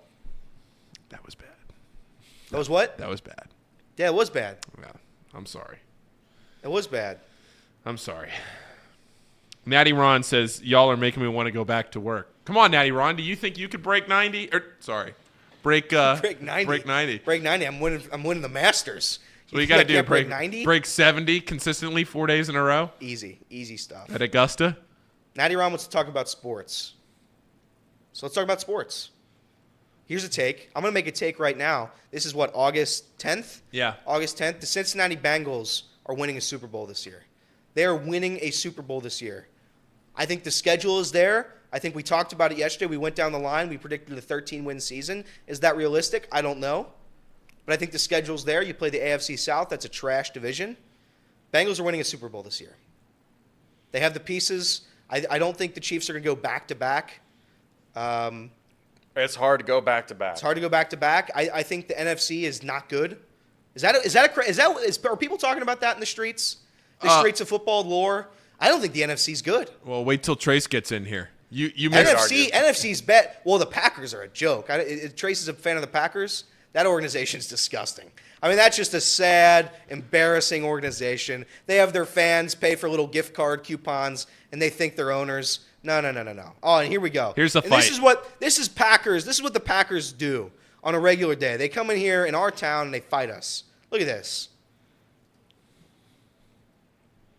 The 49ers are really good. The Eagles are really good. Outside of those two teams, who are they? Where are the competitors? The Lions? You putting faith in the Lions? I don't think so. Look at this fight. Casey is. I am. Casey did last year. Proved me wrong. I said the Lions wouldn't win 4 games. I don't think the Lions are as good as the Eagles and the 49ers, though. I think Elliot's right. There's only really 2 super teams in the NFC. Dallas could be one of them if they didn't have Dak Prescott. Ooh. But, yeah. I mean, I agree with you, Elliot. I think the NFC is pretty weak, but they have 2 super teams, man. And those 2 teams could easily win a Super Bowl, in my opinion. 49ers don't have the quarterback, though. That's my issue with the 49ers. If you don't have the quarterback, you saw it in the Super Bowl when they played the Chiefs. Jimmy Garoppolo missed a wide open. I forget what receiver that was. He was streaking down the field. They had a chance to win that Super Bowl against Kansas City. They did not because Jimmy Garoppolo wasn't good enough. He was a check down quarterback. He was a game manager, and it doesn't work when you have to go to the Super Bowl. So that's my issue with the 49ers. Other than that, their roster is flawless. That would be my one concern if I was a 49ers fan. You just don't have a quarterback. If they had Joe Burrow, if they had anybody else, if they had a top 15 quarterback, they'd be elite. So you don't believe in Brock Purdy? No, I do not. Could you imagine if the 49ers had actually signed Phillip Rivers last year for the Super Bowl and he would have come in and won a ring on 1 week's notice? Yeah, well, is that even legal? No, I don't know if it is. Do that? Do you remember Phillip Rivers his last year with the Colts? They had to sub him out for the last Hail Mary. He couldn't throw it 40 yards any longer.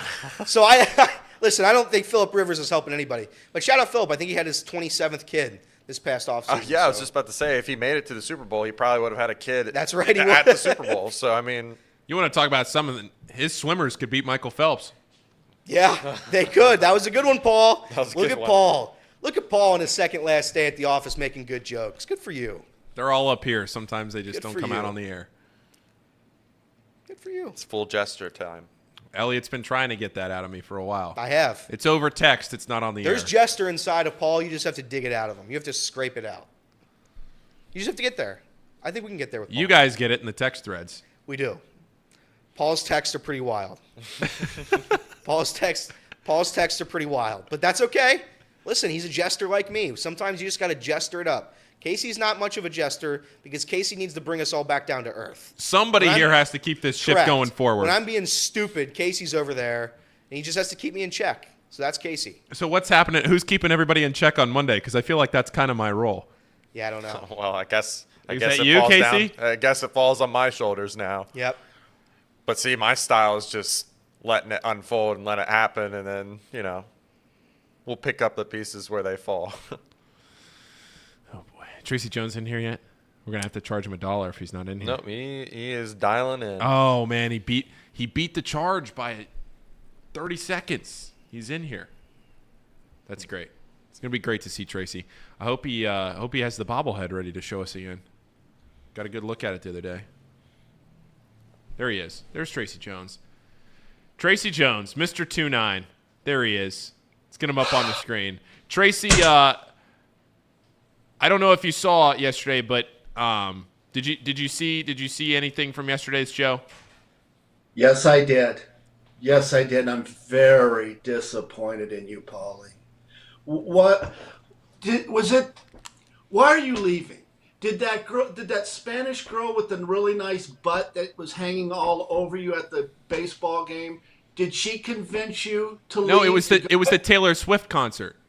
Yeah, I hear you're going to the Buzz in Cincinnati. Where are you going, Paulie? The Buzz. So I wish, I hate, you know what, to turn off the shtick for a second and to actually, to say this for real, because I hate when I go onto Twitter and I see that somebody's leaving a job and they leave. It's like real vague, but I'm actually not allowed to say yet what I'm really doing because there are still some things getting ironed out. But it'll be college basketball related, so I can say that. Well, let me just say this: Casey and Elliot, they have to feel like they have hit the lottery because now they move up. It is a great opportunity. Do you know what that is, Elliot? Casey? That's opportunity knocking. So great opportunity. Paul, I think you're making a horrible move because I think Chatterbox is really stepping it up. And for you to go to the Buzz, I don't understand that move at all. I think that's going down. The Buzz? Yes. Can you explain a little bit about what I'm getting myself into of whatever this Buzz is? You don't know that station? I don't know that station. WDBZ in Cincinnati. Oh, what do they broadcast? Just listen to the station, will you please? Turn it on the commute home today, Tracy. Yeah. Hey, listen, where's Tom? Another guy. Where's he? Yeah. So he told us a couple of days ago. So Trace is going to be on tomorrow. Trace is going to host the show tomorrow and give an update on Tom. All that we were told was that Tom was going to be out indefinitely. He does have to take Luke back to school next week, so that might be playing into it. I'm not sure, but Trace said he was going to tell us more tomorrow. Okay. Because he was on vacation the last couple of weeks. He was originally supposed to be back Wednesday. All we were told was that he wasn't going to be back here for the foreseeable future, but he also has to take Luke to school, so we'll see. Is Elliot there by any chance? He just stepped out, but he's going to be back here in a couple. He just had to get something out of the office. I get the feeling that Elliot knew that you were leaving. Okay, and the reason I say this is because Elliot sat in the diamond seats Tuesday night, didn't he? He did. See, he's doing that big shot stuff. He's thinking he's big time. He's getting an increase in pay, and he says, "You know what? Since Paul's leaving, I'm going to treat myself to some diamond seats." Oh, that's Don't you get that feeling? That's exactly right, Tracy. That's you feel like you can take some liberties, right? And so now all of a sudden he's back there, he's getting the buffet, he's getting the alcohol, he's chumming it up with the He said he walked in and somebody recognized him right away. He said, "We love you on Off the Bench." Well, you know what's funny about that? I had Richard from Indian Hill spotted Elliott. And, of course, Richard has season tickets in the diamond seats. He said a couple things with Elliott. Number one, he didn't wear a collared shirt in the diamond seats and almost got asked to leave, but Richard smoothed it out. And then someone was mentioning Dungeness crab. And Elliott thought it was an STD. He had no idea. He was completely clueless. Well, I'm gonna ask Elliot. He's gonna be back here in just a second. I'm gonna ask Elliot about that. But you're right. He didn't wear a collared shirt, which I was surprised by. I thought maybe, I thought knowing Elliot and his shtick, I thought he might wear a tuxedo down there, Tracy. I'll be honest. Collared shirt. But Dungeness crab is something that you eat. It's not an STD, Elliot. Paula, wait a minute. Can I just say this? You said you talked to Tom a couple of nights ago. What did you guys talk about and what did he say? So I just told him that I was leaving, and I just, obviously I wanted to tell him in person, and I just said that, hey, I appreciate everything you guys have. Because, hey, look, I had talked to Tom. I knew Tom even before I was here at Chatterbox, going back to my time at Xavier when he was on FS1, and he would come to Cintas and broadcast the basketball games there, and he had helped me looking at tape and looking at things like that. So I just, hey, look, I appreciate everything he's done for me. And I'm not going anywhere. I'm still around. You're still going to run into me, I'm sure. Down in the res. Now, actually, you won't run into me because you'll be behind the plate, and I'll be out in the Kroger bleachers. So you won't run into me, but we'll be at the same games. And, I just said, hey, look, Tom, I appreciate everything you've done, and I hope that down the line, we're running into each other again and that we can all reconnect. And I appreciate everything of the last year. Okay, and I hate to dive in this, but I used to do a lot of interviews, and I have to ask you the question, is Tom coming back? To the show? Yes. That's the plan. I haven't been told otherwise. That's the plan. Okay. That's the plan. Trey said he would give an update tomorrow, but that's the plan. As far as I know, he's coming back. He's just out for, this week and a little bit of next week. I don't know otherwise. All right. Unless you know. No, I don't know. I don't want to pry too much. This is getting a little too heavy here, but good luck, Paul. I feel like you're making a huge mistake. Elliot, this is such. So Elliot can hear you and he can talk. He just can't. Wait, say something, Elliot. Testing. Can you hear Elliot? Could you hear him right there? Okay. Yes, so I did. He can't see you. You can't see him, but he can hear you. He said that you almost got kicked out of the Diamond Club the other night for not wearing a collared shirt. Yeah, I mean, it was brutal. So I didn't come prepared. I didn't wear a collared shirt. But the issue is, Tracy, I was coming. Mr. Jones. Mr. Jones. Sorry, Mr. Jones. I was coming from work, and what happened was I forgot the collared shirt, so I just had the shirt I had on. But I had khaki pants, Mr. Jones. Are you a fan of the khaki pants? That's a good look. That's a real good look. Hey, I got to ask you, when the usher wipes down that seat for you, you're supposed to tip him. Did you tip the usher for wiping down your seat, your diamond seat? Yes, we did. We tipped the ushers. We tipped the usher as well. At the end of the game, Mr. Jones, I don't know if you know this, but all of the ushers, they stand at like a corner. It's almost like they clap for you as you leave, and they just they gather money at the end of the tunnel. That's what happens.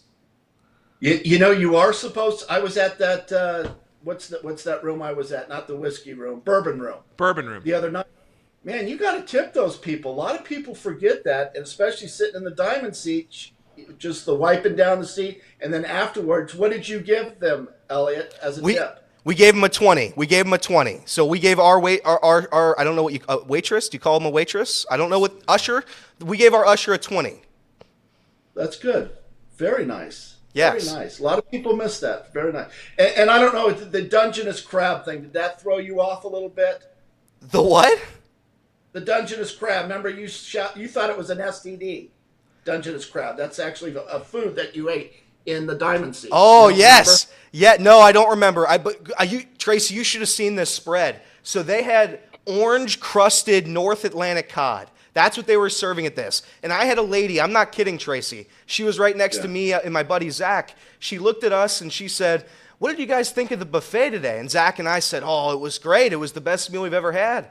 And keep in mind, it was like fresh mashed potatoes, all the roasted vegetables. And she looked at us and said, "Yeah, I didn't think it was very good tonight.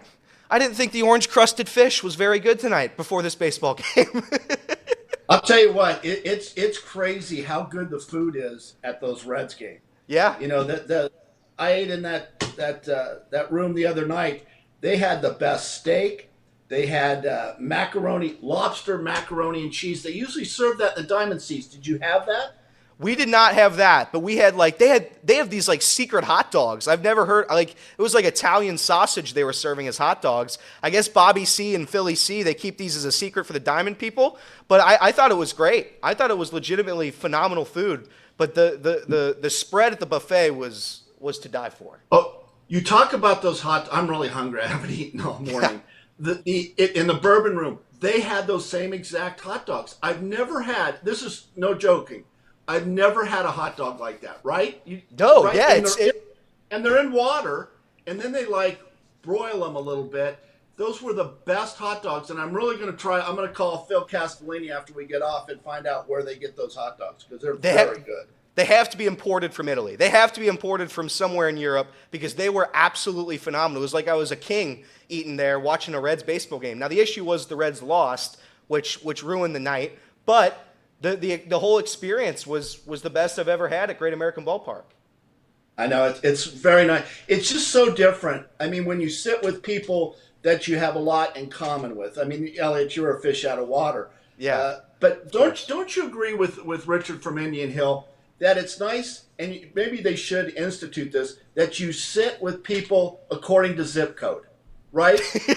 you want someone from sitting with Bellevue or Indian Hill, and you don't want to sit with someone from Norwood or East Price Hill or Terrace Park or Anderson, right? You feel comfortable with your people. I'm with you. I think that could be problematic at some points, but yeah, I agree with you. If you want 45233, that's my zip code, Tracy. So so you could come out if you want to put that next time you're in Great America Ballpark. We just put them together and we sit right next to each other. Elliot, how do you feel about your opportunity now that Paul is leaving? Do you really? I mean, this really is a great opportunity for you, isn't it? It is. I'm just going to have to seize his spot. I'm just going to have to be better than he ever was, and that's okay. But we'll see where we go. Paul had a very good talk with me after the show yesterday about this very topic, actually. So yeah, I'm excited to see what I can do. The issue is, again, Tracy, there's a lot of issues with me. One of them being that I'm full jester. I just try to make jokes. Paul's a very serious guy. You look at him right now. Let's see if I can watch this little. I'm going to cut the camera. Cut the camera. Is this going to work? Oh yeah, it worked, Tracy. Look at that. I was multitasking. But yeah, you look at him and he's a very serious guy. I'm a clown. I wear floppy red shoes and a little nose, and I'm a clown. So we'll see how I have to develop into a serious persona, or if I go full jester. And where is Paul going again? He's very elusive with this question. Where in the hell are you going, Paul? That's better than Chatterbox. That's the thing here, Tracy. Is I'm doing something. I'll put it this way: I'm doing something that doesn't exist yet. So I'm creating some things that I'm creating some things in college basketball that don't exist yet. Then I really can't say more than that. And I know there's not a pay increase with this, right? Because Chatterbox really pays well. That's right. Yeah. That's right. I know. Do you have any advice for me? In all honesty, Tracy, I was in here talking to these guys before, because in every job that I've had, up to this point at Chatterbox, like I feel like I'm leaving my brothers here. And when I worked in baseball, I was a broadcaster for Florence for a year. But I worked 2 years. I was here in Hamilton. That's where I started my broadcast career in 2016. I went from Hamilton in that summer league. Then I went back home to Virginia. I did a summer league in the Cal Ripken League in 2017. Then I was with Florence in 18. Then I wasn't in baseball in 19. Then COVID happened. Then I was in AA in 21. But every year, it's like a natural progression of you work the season ends, and then that's it. In 21, I could have come back full. I could have come back full time with the Orioles, but I just knew that I wanted to be around here in Cincinnati more than I wanted to be out there in that area. So I've never really had something like this where I've been here for a year, established friendships with these guys, with you and everybody else, and now I'm leaving. It's a very when you got traded between your 5 major league teams, how was that? It was just miserable. I got on a plane, flew across across country, was in the lineup. I was extremely tired. I felt like I'd just been dumped from like old girlfriend. You know what I mean? You just get rid of you, but then you start over. And that's what you're going to be doing. And I know what you're doing. See, I wanted you to come clean, but you're not going to, are you? It's a competing podcast. That's what you want to go head to head with Off the Bench with Tom Brenneman. Is that what you're doing? That was a good try there, Casey or Tracy. That was a good try. It was a good try, but no, I'm not. Okay, how about this? Okay. Let's think about this for just a second. Why don't you come in tomorrow and say you've changed your mind that you're staying with Chatterbox? What about doing something like that? Wouldn't that be nice? Tracy, how much are you going to miss me? That's the real question. You know what? I actually really like you boys. Where's Casey? Is Casey here? Casey's right here. What's he Casey's doing? right here. I'm here. Is Casey sad? Are you sad that Paul's leaving? Oh yeah. Yeah, I'm actually really upset about it. I can't believe it. He's been my right-hand man for so long. I know. Casey, are you listening? Yes. You know what that is? What's that? Opportunity knocking. Paul's out, you just move up. You move up the ladder, buddy. You've hit the lottery. Tracy, didn't think about it like that. Tracy, how do you think Paul sleeps at night, knowing he just tore an entire family apart, us being Chatterbox? How do you think he sleeps at night? Do you think he sleeps well? I don't know how he sleeps. I don't know who he's sleeping with. Is he sleeping with his fiance or that hot Spanish girl with a nice butt? Which one? Tracy. It is sad, though, isn't it, boys? I mean, you build up a friendship. It's kind of like being on a team, right? We have this little team. We're starting something. We're trying to make things happen. And then all of a sudden, a key player leaves. And it's just going to be different. Tracy, I think we might have talked about this with you, but Paul is a glue guy for Chatterbox. He really is. He's one of the guys that you could just know that was going to keep us all together. Well, you guys are giving me a lot of credit here. And I feel like I did a good job here. And Tracy, honest to God, Tracy, I look forward to these Tuesdays and Thursdays. Once I figured out your character and knew how to operate these Tuesdays and Thursdays, there was nothing more I look forward to than Tuesday and Thursday at 11:30, getting to go back and forth. And you know what? To be completely honest with you, Tracy, not that I haven't been to this point, but to be completely honest, the passing of the torch from Casey's wedding to now my wedding next June, and not being able to go through that whole cycle again with you. I am sad I'm going to miss that, because that was a lot of fun, and I'm going to hold on to that with all the fun that we had with all that over the last year, because that was great. We've had so much fun. It started off, you guys have no idea what I do, right? Elliot, I don't think, was a real big fan. But the relationship is built, and it's a nice relationship. I feel like I'm your older brother, if I can say, something like that. And just the whole, doing stuff when I was on vacation, I think was neat. I'm going to miss you. I really am. But you're a young guy. You got to go out and do what you got to do. I mean, I just think it's kind of backstabbing everyone, you doing your own podcast. And then go head to head against Tom, I think is a little too much. Casey has something Casey, what do you want me to ask him? I want you to ask him about your wedding, because you're not going to get all this advice. Oh, you're right. Is there anything in 2 minutes or less, Tracy, that you can give me? So my wedding, just to be clear here, we did set it. So we're doing a live band for my wedding, which is already booked. Okay. The wedding is on the farm. It's on. We're doing the farm, Very which I think will be very cool, because her family's property is unbelievable. It's really cool, built into a hillside, and I think it'll be really cool out there, especially in the summer.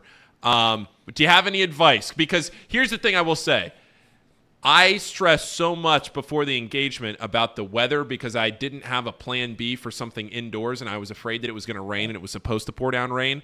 And now all of a sudden, I swore I would never do an outside wedding because I didn't want to stress for a year about the weather. And now look at me, I'm doing an outdoor wedding stressing about the weather.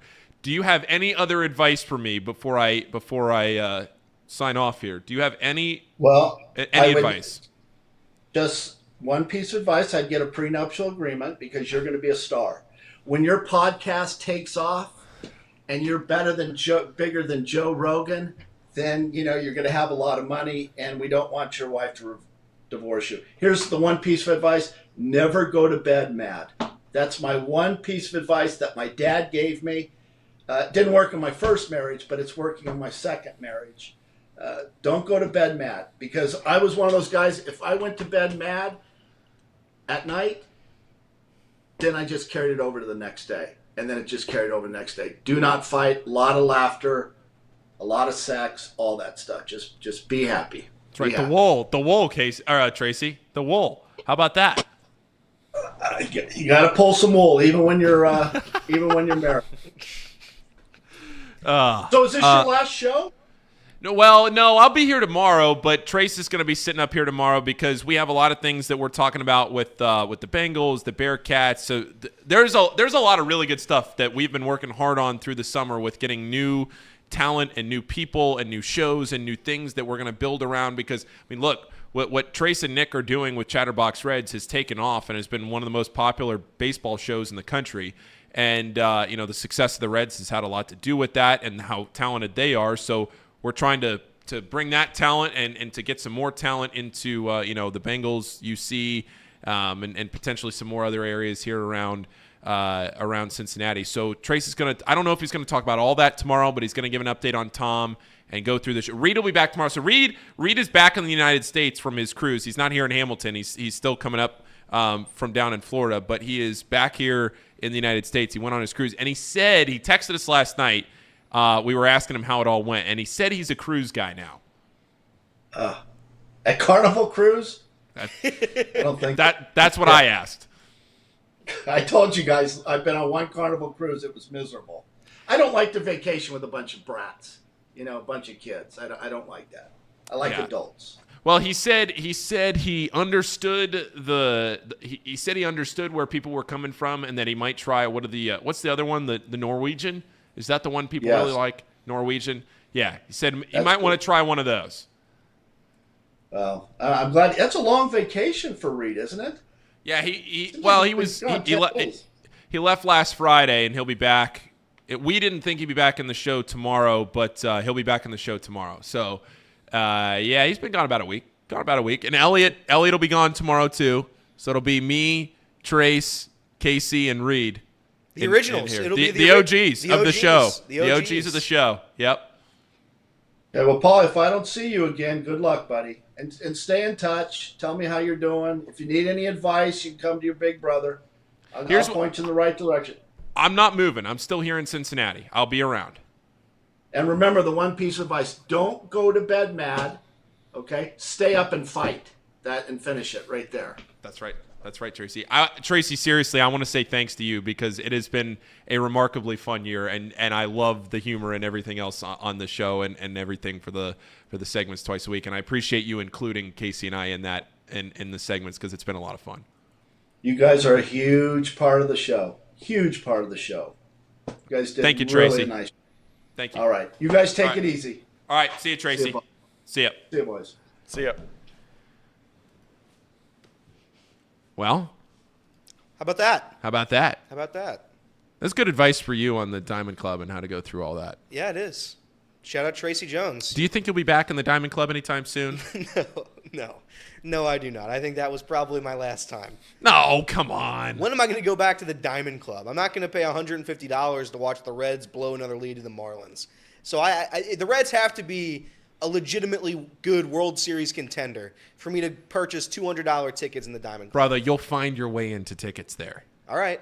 You will meet somebody. You'll find you working here, a sponsor, somebody. You will find your way into the Diamond Club. Now, I never have. I've been offered, but never been able to go. That's a humble brag. You've been offered?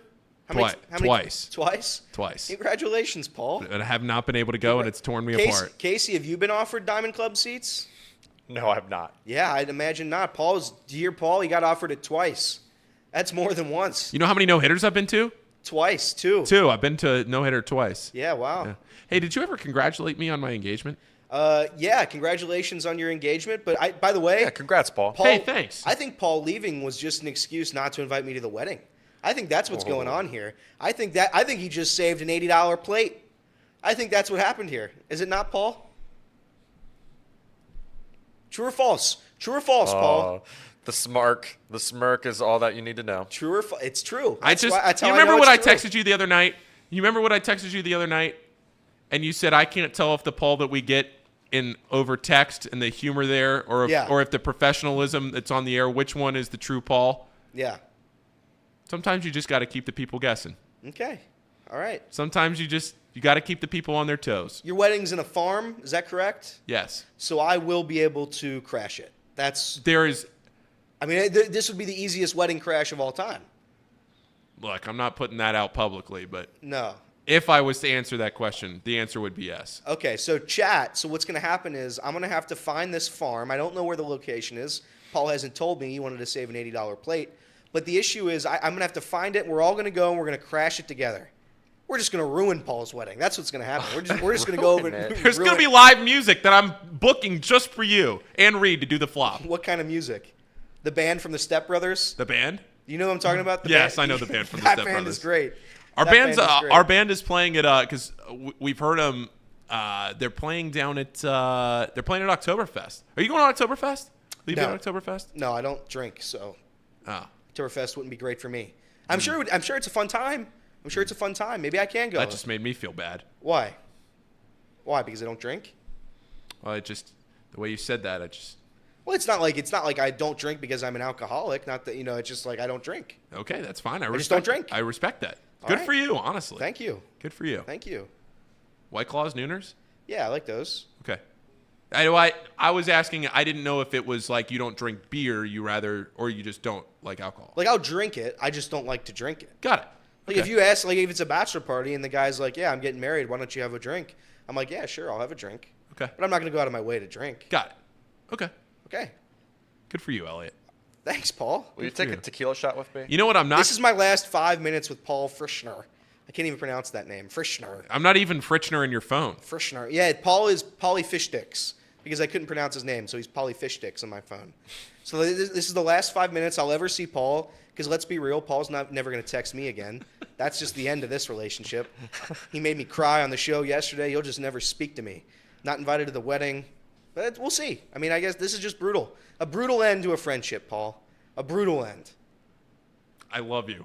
I love you, but this is just going to be a brutal end, Paul. I mean, this is just, you're just ripping the Band-Aid off. Band-Aid's getting thrown away, and I just get kicked to the curb.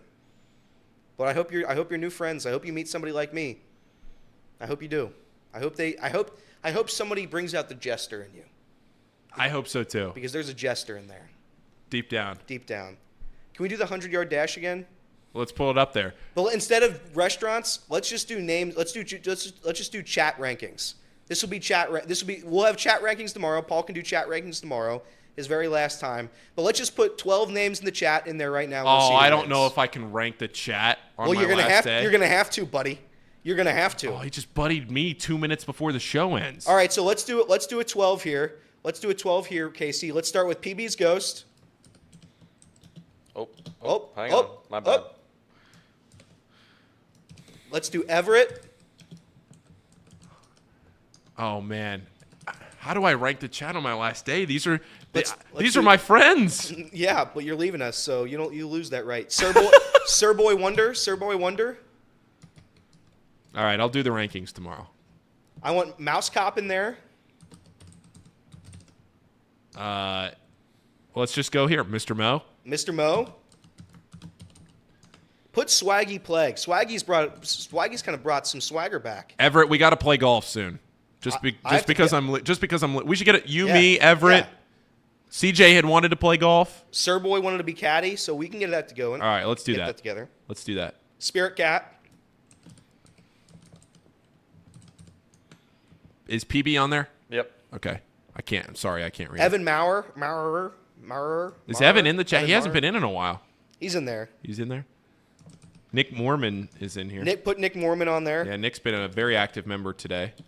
Is AJ in here? Steve Cashman. We'll put AJ Worse and Natty Ron. Oh yeah, Natty Ron, obviously. Oh man, Obviously. this is going to be a hard man. Who else is in here? Anybody else? Drew? We'll put Drew Garrison in there. Can we add more? Is this it?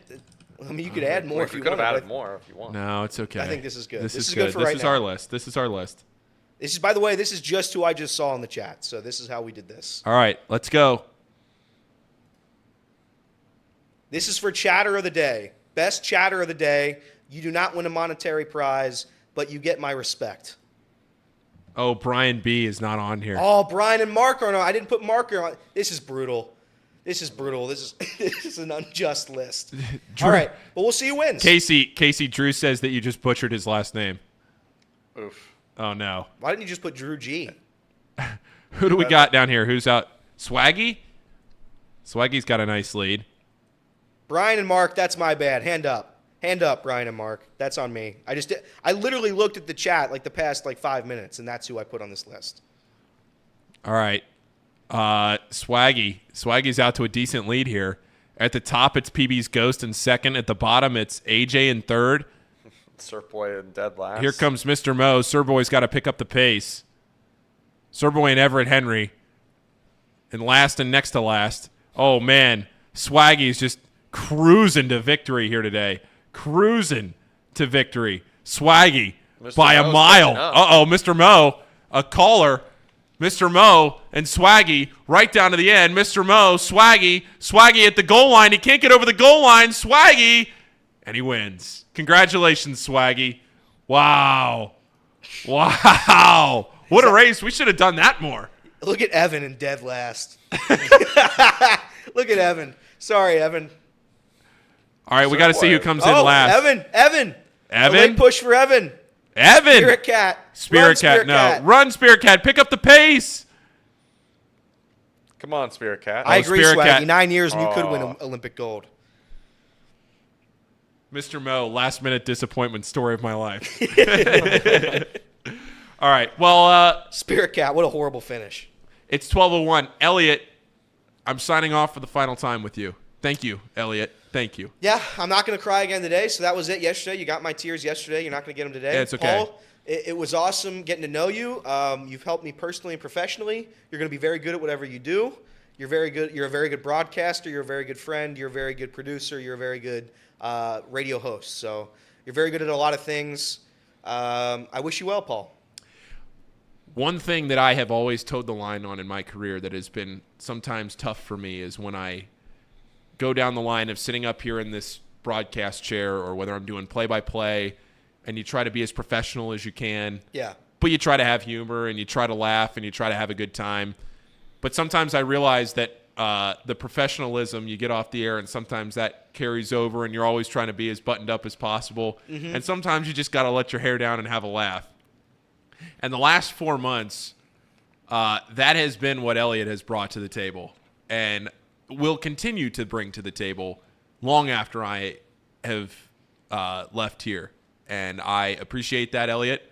You have brought the jester out of me that has been buried deep inside, and it's come out a little bit on the air, and I wish it could have come out a little bit more on the air if we had had more time together, but so it goes, and I appreciate that. But you chose to leave, and you chose to quit because you quit. You're a quitter.